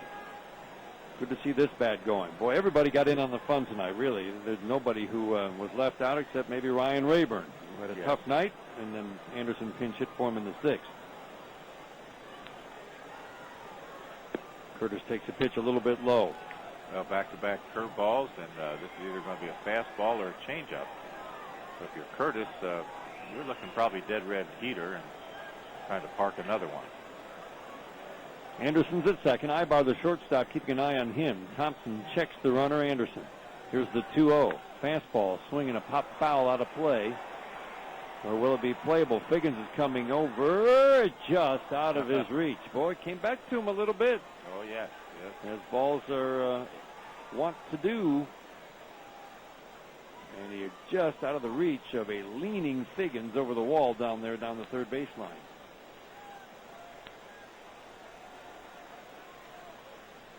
"12-8 in the ninth. Tigers have added a run on the Brandon Inge home run. Been a long time since the Tigers hit a home run coming into this series. They've gone 3 straight games without a home run. Now they've hit 4 in the 2 games. There's a strike to Curtis. Well, it was good, you know, in a way, winning games without the long ball and playing small ball, playing good defense, getting good pitching, and that's nice to see. Some good games in Seattle. Now Thompson has the sign from Napoli, who's setting up inside. 2-2 pitch, swing and a miss. He got him on strike. That was a good old-fashioned yellowhammer there, folks. Strikeout for Thompson. That leaves Anderson at second with 2 outs for Placido Polanco. Polanco's got a couple of hits tonight in this 18-hit attack for the Tigers.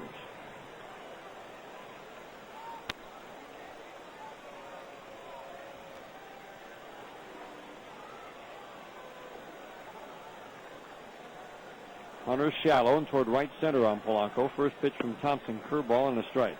Well, that 5-run 7th, the strangest inning, really looked like it took the air right out of the Angels. Sure did. Maybe 2 balls hard hit in that inning. Yeah, it was the first 2. It was a dandy. Ordonez and Guillen. There's a pitch outside, 1 ball, 1 strike. The next 4 hits in that inning. A strange array of bloopers. And the official bleeders here is must love hitters. He does. Now Polanco waiting. The 1-1, swinging the line drive right to the glove of Ibar at short. He smoked it, but Ibar was right there. And that's the 3rd out of the 9th. Bottom of the 9th coming up in Anaheim. Tigers 12, the Angels 8. This is the home of Detroit Tigers baseball. Hi, folks. In Anaheim, and the Tigers have a 12-8 lead over the Angels. And Fernando Rodney comes down to close it out. Well, the bullpen has done a good job. Verlander struggled, but the bullpen has done real good this year, and they've looked awfully solid here tonight. Rodney has been, of course, as you know, very good. He has 3 saves, 5 innings, no hits, of course, no runs, 1 walk and 4 strikeouts. Pitching change brought to you by Chrysler Jeep Superstore. And this inning brought to you by Taco Bell. Come to the Taco Bell for the 4th meal, a perfect meal after the game. Well, back home now, that would be like a breakfast, right? Out here, it would still be the 4th meal. For you, Dan, it would be somewhere in the neighborhood of half a dozen what meals. Would it say, like 4 of this, 4 of that? You know, they really say the small meals a lot of times during the day, and I adhere to that strategy. Yes, you know, but not small. Numbers, yes. Not a save situation for Fernando Rodney, but sometimes that makes a difference with a closer. It has not made a difference with Fernando so far this year. He's pitched a couple of times in non-save situations. He's been very efficient so far with his pitches. There's a pitch on the inside corner to Torrey Hunter. First 4 appearances, he didn't need more than 14 pitches to get through any of his first 4 innings. And I dare say in his entire career, he's never had 4 straight outings like that. Ground ball deep short off the glove of Everett. He was deep in the hole. Even if he gloves that cleanly, he's not going to throw out Torrey Hunter. If that's not a base hit, then we really have a story. Oh, baby. If ball was hit hard, fast infield, tough play. 13th hit of the night for the Angels. Morales and Napoli to follow here in the bottom of the 9th inning. First hit of the year allowed by Fernando Rodney. And outing number 6.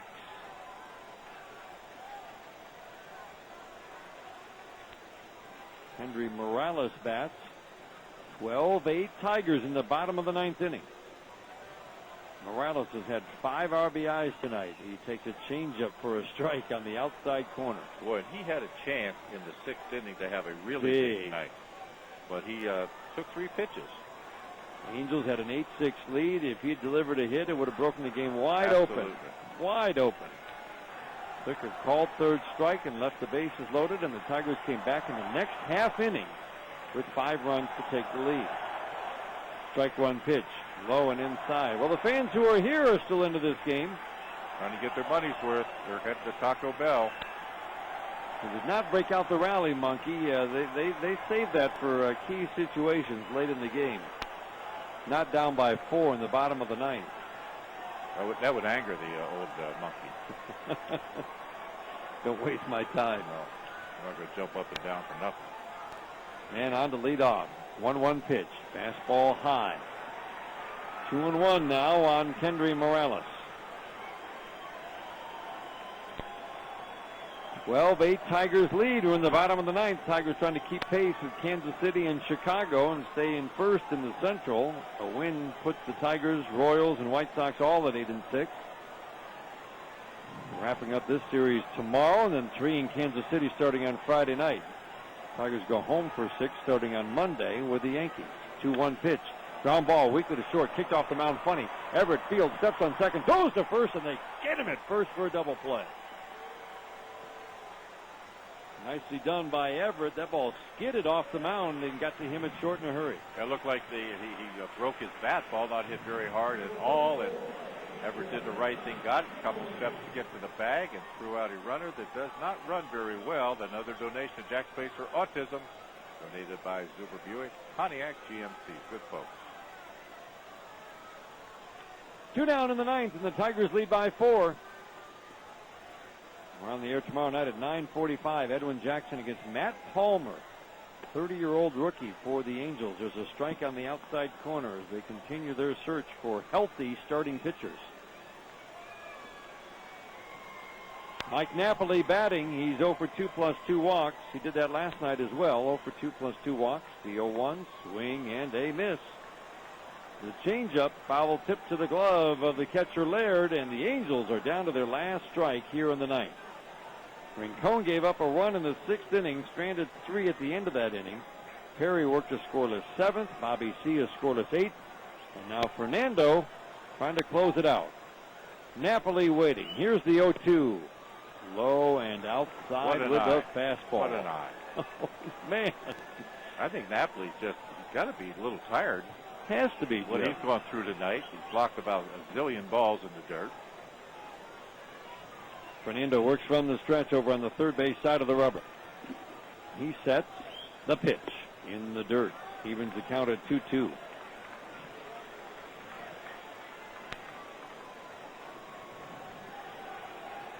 You know, it's interesting. He needs a shave. He had shaved before the game, and this game has been so long he needs a shave.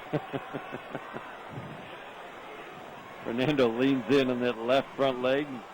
Glove on his thighs. He gets the sign. Laird setting up inside. 2-2 pitch. Ground ball. Diving stop. Nope. Under the glove of Brandon Inge. He dove to his left, just under his glove. A base hit for Napoli.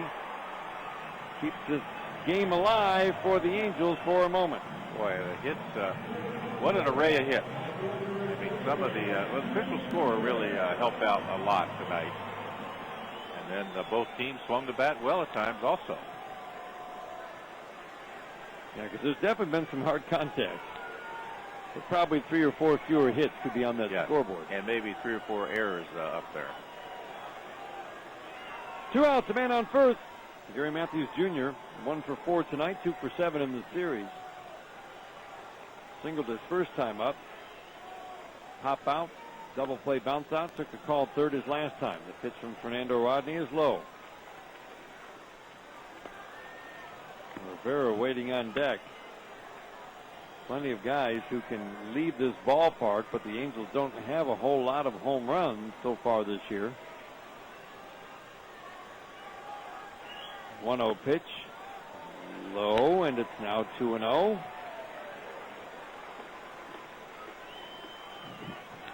Guess would have been too much to expect a 1-2-3 inning right here. Not in this game. Not in this game. This one will, well, you want to put this, it's great, it's going to be a great Tiger win, but you want to put the caliber of play, I think, out of your mind.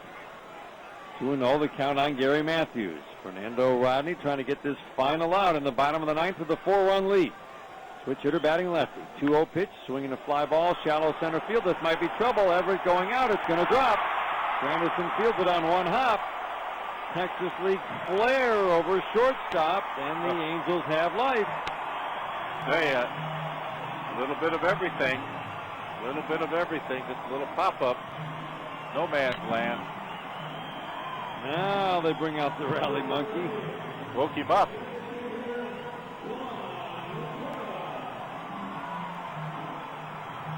Now Rivera bats. Laird out. Quick word with Fernando Rodney, has given up his first 3 hits of the year. One was basically an infield hit off the glove of Everett at deep short. Deep in the hole. Napoli with a ground single, and now a little pop fly that dropped in. 33 hits in this game.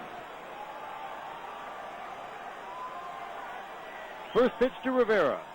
Strike right at the knees on the outside corner. Started him off with a changeup.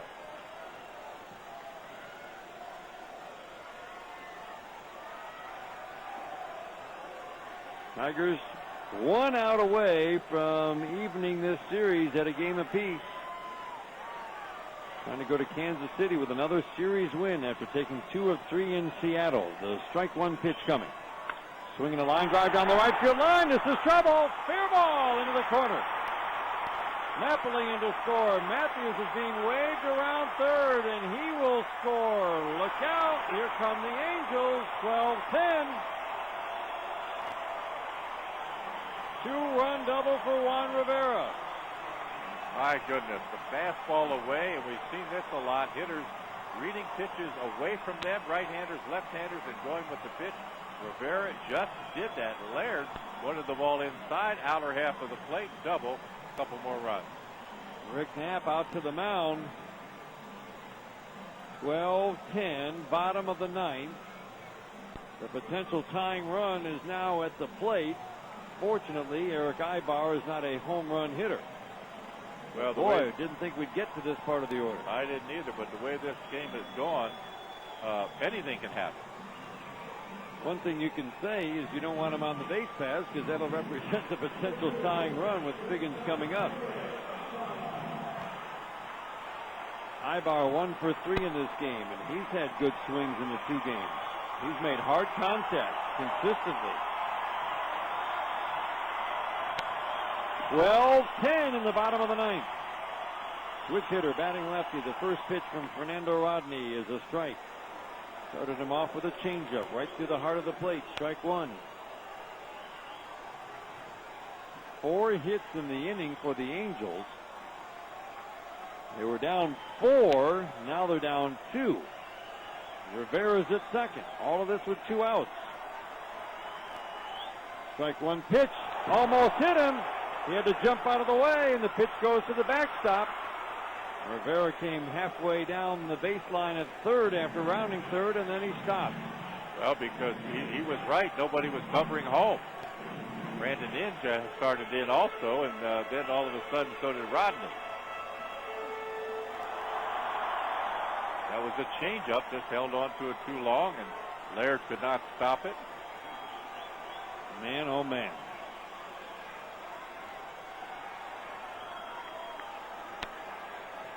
(12-10). Man at third now. It was bases empty, 2 outs. The 1-1 pitch. Off the plate inside. And Ibar now with a hitter's count. It's 2-1. We've seen some strange endings in this ballpark. Fans that are here are in it, aren't they? They are making noise. 3/4 of the 43,000 left. Rodney sets the 2-1, swinging a line foul into the stands. He was well out ahead of the changeup. And now the Angels again down to their last strike of the game.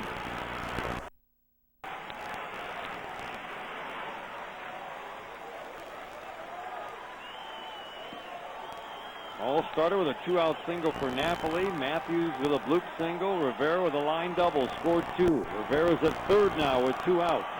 Rodney sets the 2-2 pitch.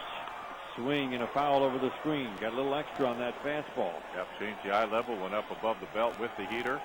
Ibar just fought it off. Granderson shades to left center. Guillen in left. Fairly shallow and toward the line. Ibar deep box. Open stance, hits out of a crouch. Waiting. The 2-2 again. Swinging a ground ball to first. Backhanded by Cabrera. He'll make the play unassisted. And the Tigers, at long last, close this one out. Oh, boy. And even up this series at a game apiece. My goodness. Not a thing of beauty, but in the end, it's a win. And the Tigers will take it. Better believe it. Hard-fought victory here tonight. Tigers came from behind 3 different times, and in the end, with a 5-run 7th, come away with the win. Our final score in Anaheim, the Tigers 12 and the Angels 10. At Serenity Anger.